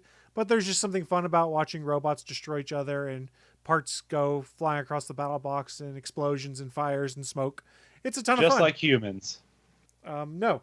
Other things I've been playing, and I can't remember which one, but they put a bunch of Mario games on sale because Mario Day was this week because it was March 10th. And it was one of the Mario 3D games came out where you get to turn into a cat. I started playing that because I got it for like 40 bucks. That was, oh man, because I wanted to play it. Not Super Mario Land. It was I can't Super remember. Mario 3D World. 3D World plus Bowser's Fury or something like that. Yeah. Was The added on. Switch one had that one too. Yeah. So It I looked started fun. playing I that. wanted to play It's pretty fun. It's cool that you can change characters. You can play with multiple characters. I also picked up the open demo for the Kirby game and put about 20 minutes playing into that, which was a Kirby adventure game in a 3D world. It was kind of fun. But based off the last Kirby game I bought that I beat in like 6 hours, I'm not sure I want to drop $60 on a Kirby game again. Just because I didn't really get my bang for my buck out of it. Hey Chris, ask me what my last Kirby game I bought and played was. Willie, what was the last Kirby game you bought and played? Kirby 64. I'm sorry. No, it was actually a fun game. I enjoyed it a lot. It was a short game looking back at it, but it was a lot of fun. Like, when you suck up something and you take its abilities, Yeah. you could mix and match That's two different abilities. That was pretty cool with That's it. neat. Yeah, go ahead. So I've been doing those. I watched the AEW pay-per-view last weekend, which was a ton of fun. It's just, I am old, and a pay-per-view that starts at 8 p.m. on a Sunday and ends at midnight makes Monday mornings very difficult when you get up at 5 a.m. for work. Will, you're giving me a weird look. You okay there? No, you can record it and just It's save a pay-per-view. I didn't say legally. But then I don't get to watch along with everyone else, and I potentially get spoiled when I wake up and have to go to work the next day and can't just watch the pay-per-view immediately. Or you can start a recording, go to sleep at 8 a.m. and wake up super early to watch it before work. I'm already getting up at 5 for work. How much earlier do you want me to get up to watch a 4-hour pay-per-view? Go to sleep at... Yeah, he's going to get up at 1 a.m. to watch a 4-hour pay-per-view and then go to work? If you're coming to me for answers, you're in the wrong time and place, That is true. buddy. Okay, that's fair. That is true. There was a lot of speculation. People were wondering if AEW was going to get a streaming service as a big announcement. It hasn't happened yet. I keep hoping they will because it would make things easier for consuming all of it. But sadly, not the case. What else am I getting into? Trying to get my life back in order. So I've finished my first week of DDP yoga this week. Yeah, how's that going? The toughest day was Thursday, where they made me do the Diamond Dozen, which is when you learn the first 6 main poses you have to do, which is a 45-minute long video, which is exhausting. And then I also had the 24-minute energy course I had to do after that. So I did 65 minutes almost of DDP yoga on Thursday, and I was just dead. I just What was it laid called? on my bed after I took a shower. I was like, I don't want to move. DDP yoga, self high No, five. no, no. What man. was that one you did? What'd you say? The what? The Diamond Dozen? They're really going hard into the puns, aren't they? Yes. Yeah, this ain't your mama's yoga. And I like it a lot, This is actually. yoga hosers. I like it a lot. I paid for a year of the app where they'll build you the schedule and stuff. And if you bought a year at a time, it was 20% off. So it was like $100 for a year of the app where it builds out your schedule of what you're supposed to do on their programs. You can add stuff to it.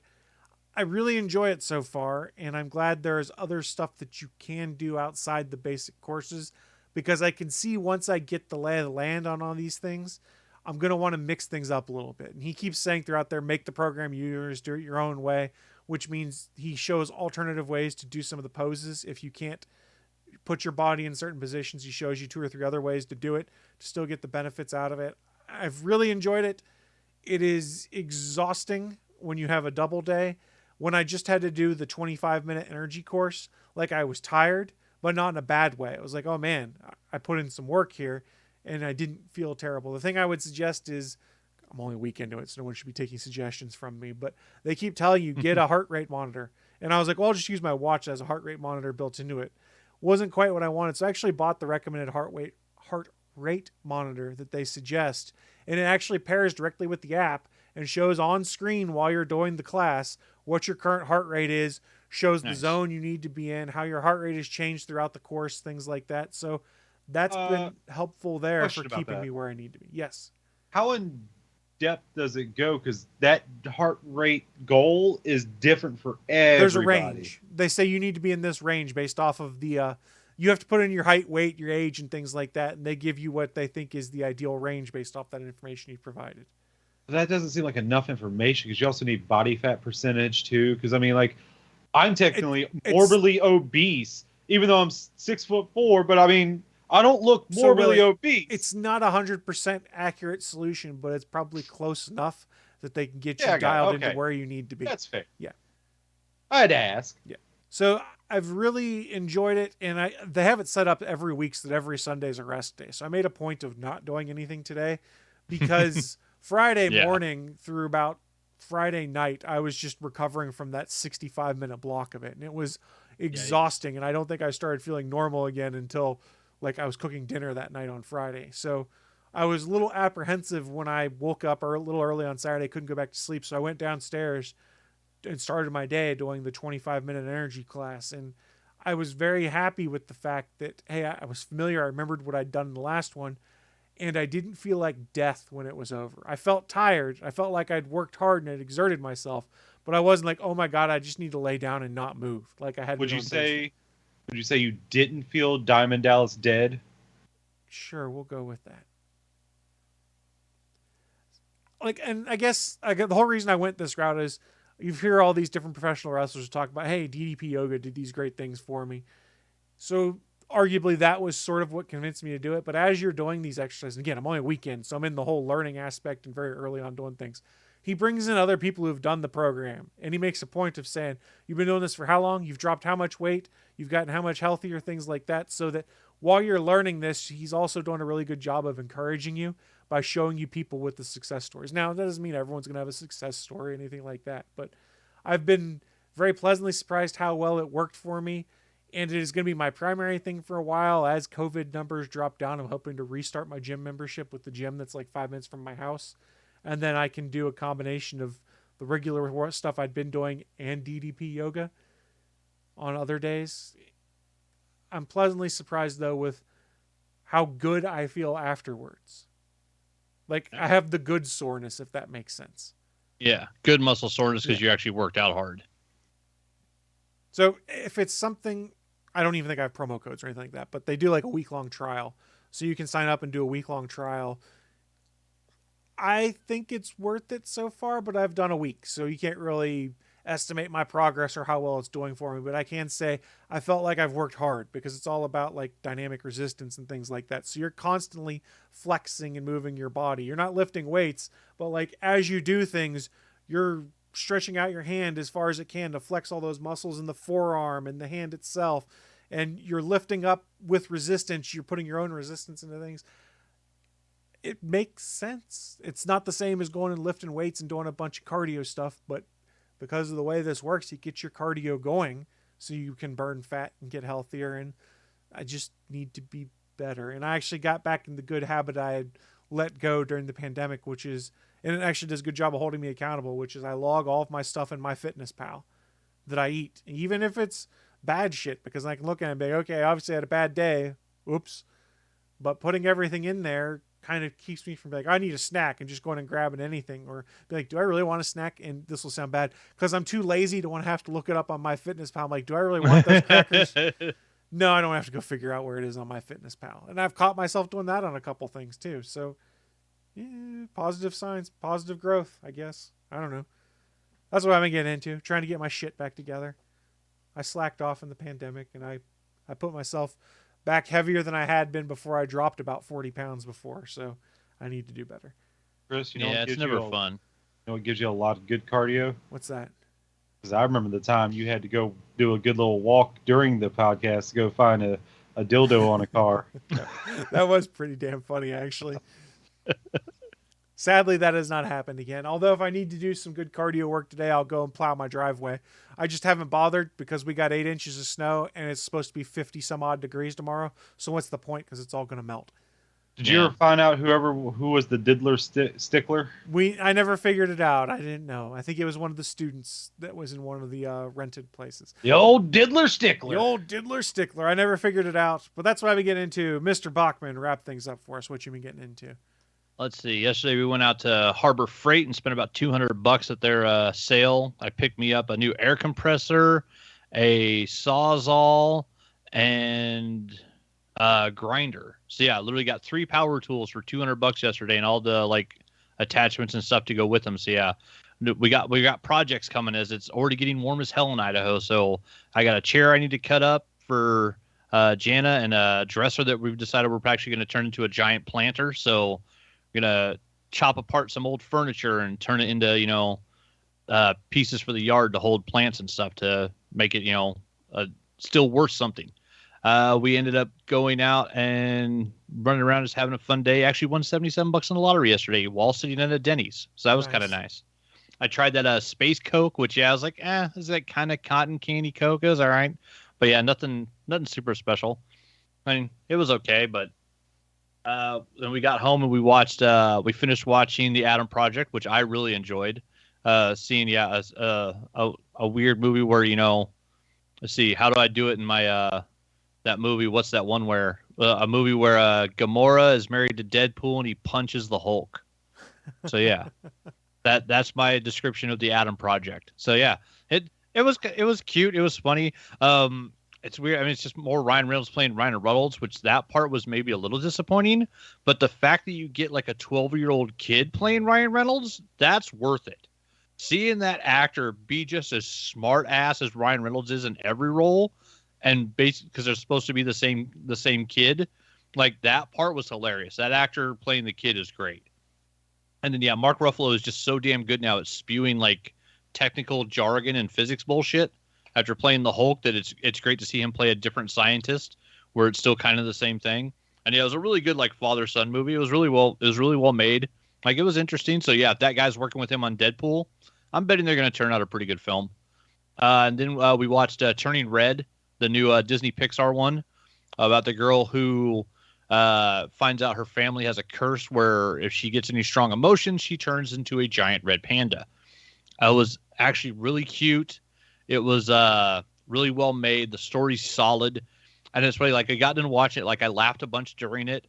And I got done watching it. It's like, wow, I'll probably never watch that movie again. Not made for me.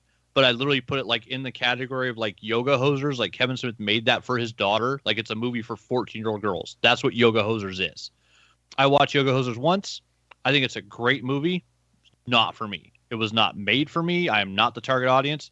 Turning Red is kind of the same thing. It's a fantastic, great family film.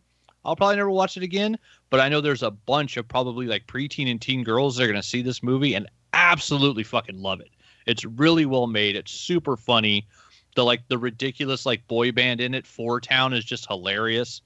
All of the different stuff they do with the shape shifting and stuff with the character Mei Mei is just great. The voice acting in it's also really solid. It's a really fun movie, and yeah, It's out on Disney Plus right now. So, if you had Disney Plus, it's when you can go watch. Me and Jana both got the Sudoku Rising new chapter for Dead by Daylight. Got to play a couple matches with Willie.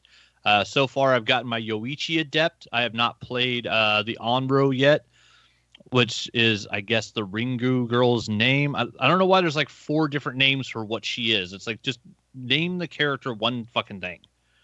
Because I don't know what the hell Sudoku is supposed to be. Because this makes me want to call her Sudoku, and that's just weird. Well, you already did. Yeah. But yeah, it's like one letter off from Sudoku. I'm like, and I don't know what the fuck Sudoku means either. So it's like, I don't know enough Japanese for these damn words to make any sense. But the upside is Yoichi's perks aren't great, but he's another survivor. Not like we needed an 18th goddamn survivor in this game. But the Onro, the girl from the ring, is fun as hell to play. She's actually super creepy to play against.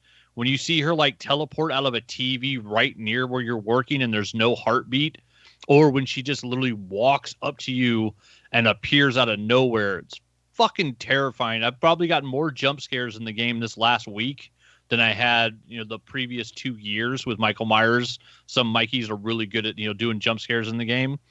But yeah, her character is actually just really fun, and like they give her a perk, Merciless Storm, that's kind of a game changer where you have to hit, I think it's 10 to 15 continuous skill checks for the last 90% of a generator, depending on the like how fast you're working on the gen. And like I keep screwing it up over and over and over. And like I was so happy yesterday when I actually got one and didn't screw it up at all and finally just nailed it. With lag, Willie. With lag, hitting 10 skill checks in a row is hard as fuck. I'm hardlined in on a PS4 Pro. There's nothing I can do to have a better connection than you did. I had worse internet. I'm in Boise, Idaho. The signal takes too goddamn long to get out to potato country, apparently. The one bad thing about that perk, I will say, is that skill check thing, even after the generator will finish, that thing will still count as a miss, even though it's finished. Yeah. It's the timing. Well, that's the lag with the game back and forth to the servers. Yeah. I saw a Sudoku or an Onro come out of a TV and like she turned to like attack somebody. And as she hit her attack button, I saw the character on my screen jump forward 10 meters. Like the lag on some of the game, like it's getting ridiculous again. It's not awful. Not like it was like, 8 months ago when the game wasn't playable. It's not like that. But I was seeing some weird ass lag spikes over the last couple of days. It's like, how the fuck did that just happen? Like literally had a Legion run at me. I heard their knife hit the door, like as they hit a windowsill, after I took 3 steps out of a windowsill, and then my character got hit and went down. I was like, I heard the sound effect of it hitting wood, where I know they missed me, and I still somehow got hit and fell down after. I'm like, how the fuck did that happen? But other than that, we actually had some really great matches yesterday. I think we played 7 or 8 matches in a row, me and Jana, and like only one of them was a killer that was being an asshole. Every other match, like we had good survivors that were actually playing well. We had, a mix of high tier killers and low tier killers, but nobody was like camping or tunneling. Like it was actually like one of the funnest day I've had in Dead by Daylight in a long time. I mean, it was almost weird. Like the game was actually fun.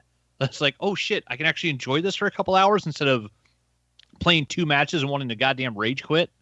But yeah, so we've actually been really enjoying that, and I need to work on. I'm still trying to finish. I'm only halfway through the archive, and I think there's like 24 days left. But the real upside that I was stoked about was I've been playing enough, and actually like getting my looping skills up a little bit better. I finally hit the goddamn red ranks again for the first time in I think like 2 years, possibly only the second time ever. I'm hardly ever a red rank in the game because it resets, the 13th of every month. I hit red rank 4 yesterday, so I should be getting a whole lot of blood points when I log in today, because today is the 13th and it's time for the rank reset. So I got it just in time. Like I've basically only been getting silver or gold because I just don't play enough as I used to. And so, yeah, I wasn't playing enough matches to hit red, and I finally got to red rank yesterday. So yeah, me and Jana will probably be getting a whole bunch of blood points today, and I'm guessing Willie will probably be getting more. Because, yeah, now if you're at red rank, you get a good chunk of blood points. But yeah, I don't think it was ever hard to get the red rank. No, you just have to play a lot, and, get your pips and not get tunneled and face camped. Rule repeatedly. of 2, man. Rule 2. 2 gens, 2 totems, 2 saves. Yeah, 2 unhooks. Yeah, but yeah. So did that, and then we played.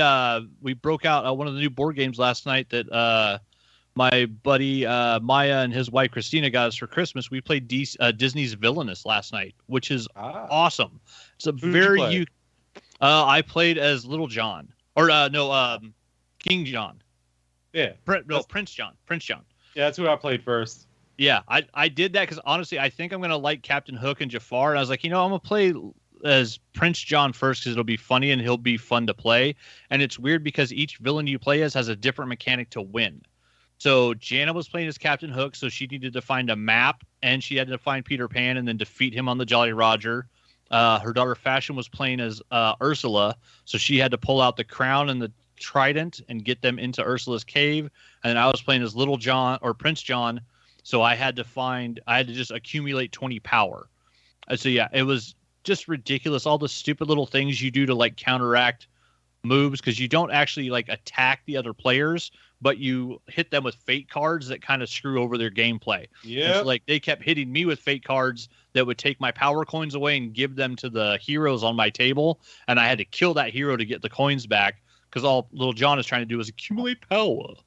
But yeah, it's a really fun game. The base box comes with 6 villains, so we played with 3. We want to play with the other 3 to check them out, and it's awesome because basically every time you play, if even one person changes villain, it changes the whole damn way the game's played. And the way we understand it, reading the backs of the boxes, supposedly the Haunted Mansion game that I bought, that Santa got us for Christmas, can also be played with the Disney Villainous game. So I don't know if it's the exact same type of setup where like maybe the ghosts have the cards and stuff just the way the villains do, but supposedly the gameplays can be mixed. So we're interested to see how those mix together. But yeah, it was a really fun game. Villainous was great. It's supposed to be like a 20 to 30 minute game, and it took us like I think almost 2 hours. I think we watched all of Shang-Chi while we were playing it because we were trying to learn all the rules and learn like every time. You're playing a new card game and you pull a card and you have to read it 3 times to figure out exactly what it means that you can do or can't do. It's kind of confusing. And also because none of the cards are the same. All the cards for Little John are from the Robin Hood cartoon and all have to do with, setting up archers and giving people bows and arrows or, putting people in jail, where all of the Captain Hook cards are fighting off the goddamn crocodile or unlocking the Lost Boys. Like, they're very different, and so every card is completely unique to that villain. But it's great because if you have a villain you really like, you're getting to fight against the heroes and stuff. It was a really good game. It's really well designed, and I can't imagine the playtesting that went into it, because for like Ursula's character doesn't kill heroes at all. She hits them with a binding contract that makes them go away, while Captain Hook is trying to find a map to unlock the Lost Boys hideout and to get Peter Pan on the table. And then you have to get Peter Pan moved all the way to the Jolly Roger to fight him and kill him for Captain Hook to win. Where at the same time, all I'm trying to do is accumulate coins. And yet they made it to where the gameplay felt even.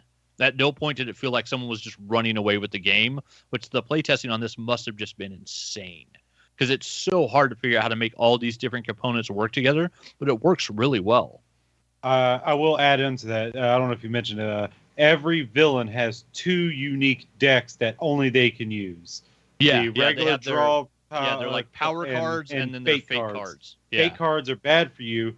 Other players can fate you, where they draw from your fate pile to put onto your part. It's not really a board game because there's no real board. Yeah, so it's the one in front of you individually. Yeah, and it's awesome, but you can play 2 to 6 players just with the base set because there's 6 villains. But yeah, you can play with just 2 people. But yeah, we played with 3 last night to start, and it was fantastic. And then we did a family draw night, and I got lucky. Fashion drew the cards last night, and I was given Jason Voorhees, so I got me a nice new drawing of Jason. I did, and actually had a little fun with it. I pulled out the tone paper, and then I added the white pencil, and actually did like the shading of the hockey mask, and did that in white with a bunch of really harsh highlights on the tone paper, which ended up turning out pretty cool. And then I want to give a shout out to Fangoria, because I don't know if I mentioned it to you guys, but I finally got me the Fangoria subscription. And what I actually have up here, as I can grab this too, is here's the first issue they sent me, which, looks just like this one, right? They look exactly the same. Difference being this one is missing 16 pages. There was a printing error to the first ever subscription issue of Fangoria I paid $80 for, and it's $80 for the year. So I was missing 16 pages. I took photos of it. I emailed Fangoria, and their customer service got me a new issue, all 100 pages. And they also sent me a stack of stickers and a little Fangoria koozie to make up for it. And so now I've read like 75-80% of the magazine. And I'm super happy with it because, like, they didn't give me any shit about it. They just asked for photos to see, like, what the spine looked like, to see if it was a printing error they can, try to avoid in the future. And, yeah, as soon as I sent them photos of it, they're like, cool, we're going to get you a new issue sent out. And, like, I got almost an instant email. New issue was on the way, and it showed it like just like another invoice, except everything was marked for $0. And so, yeah, they sent that out to me, and now I've been reading through it. And I got to finish the article I was in the middle of reading when I had to stop because all of a sudden page like 52 went to page 76 or something. And I was very confused. But yeah, fantastic magazine, so much good stuff in here, and just I like once I'm done reading it, I literally need to sit back down with a notepad and just write down all the horror movies that I need to see when they come out after reading this, because damn, there's a lot of horror being made, and some of it sounds really interesting. And I'll tell you, the Black Phone stuff, the articles in here about the Black Phone, about Joe Hill's new movie, that thing sounds so creepy. I can't wait to see Ethan Hawke in that. It looks just creepy as fuck. Is the trailer out for that or anything yet? There's a trailer, yeah. It's about a guy that kidnaps a kid, and the kid wakes up in a room where there's a black phone on the wall that's not connected to anything, and the phone starts ringing, and when he answers it, it's the ghosts of the dead kids that this guy has already killed, trying to give him information to help him get out of the room. It's a Joe Hill, which is Stephen King's kid. It's one of his stories that they turned into a movie, and it looks super creepy. Ethan Hawke looks just the world's creepiest creeper ever. Wasn't that Ethan Hawke in Sinister? Yeah, he was in the first Sinister. Yeah, that was yeah. Yeah, he does the occasional horror movie. Yeah, he does the occasional horror movie. Good. But yeah, first one was fantastic. The lawnmower scene. Yeah, that lawnmower scene. That was the shot of that movie. When that happened, that's the moment. I was like, oh. Yeah, some creepy stuff. But yeah, that's what I'm getting into.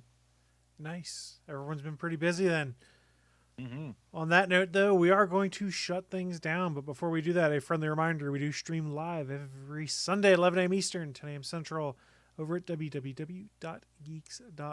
And if you're there right now, you can scroll down and see a calendar of all of the upcoming live events. Please go check some of those other shows out and tell them that we sent you. Before we shut this thing down, though, you guys have any final thoughts for the people? Oh, that's it. I forgot one. I finished watching Arcane, the cartoon based on League of Legends. I think is gorgeous, and it was fun as hell. That was really interesting. Some of those fight scenes and some of the best fight choreography I think I've ever seen in a cartoon. Like, there's just some vicious brawls in that movie or in that show, and it's really, really beautifully done. The animation studio that did that is fantastic. Oh, and I guess I'll just go ahead. I think I'm pretty sure I'm going to be streaming today as well. Some more Hollow Knight. Just throw that out there. If you're interested, it's South Porky on Twitch.tv. If you're curious. If not, I understand. If you're Porky. .twitch.tv/SouthPorky. I'm not going to pressure it. If people want to join, they want to watch. It's cool. If they don't, they don't. Make sure you subscribe. Get on there. I already have over 100 followers, even though most of them are from Jackbox from years ago, and they just never unsubscribe or unfollowed or whatever Twitch does. I think there's a difference between following and subscribing. I think there is too. I just yes, can't remember there what is. it is. Yeah, I don't Anybody can follow you. It's for free. Subscribers have to pay. Or they can use their Prime account to subscribe to any one account for free each month. So do followers even matter? Yes, because you need a certain amount of followers before you're even allowed to have subscribers. Sure, it seems convoluted. Subscribers actually pay to watch your content, and that will eventually get you a check if you get enough subscribers. You can have 1 million followers, and all that does is give you a better chance of getting subscribers, but followers will not make you any money. Oh, well. Where's your money, Willie? You making money? Got no pockets in these pajamas. That cash, that cheddar, that cheese, that cream. I'm that just good- glad you have I'll put pants my on, good Willie. titty. stuff.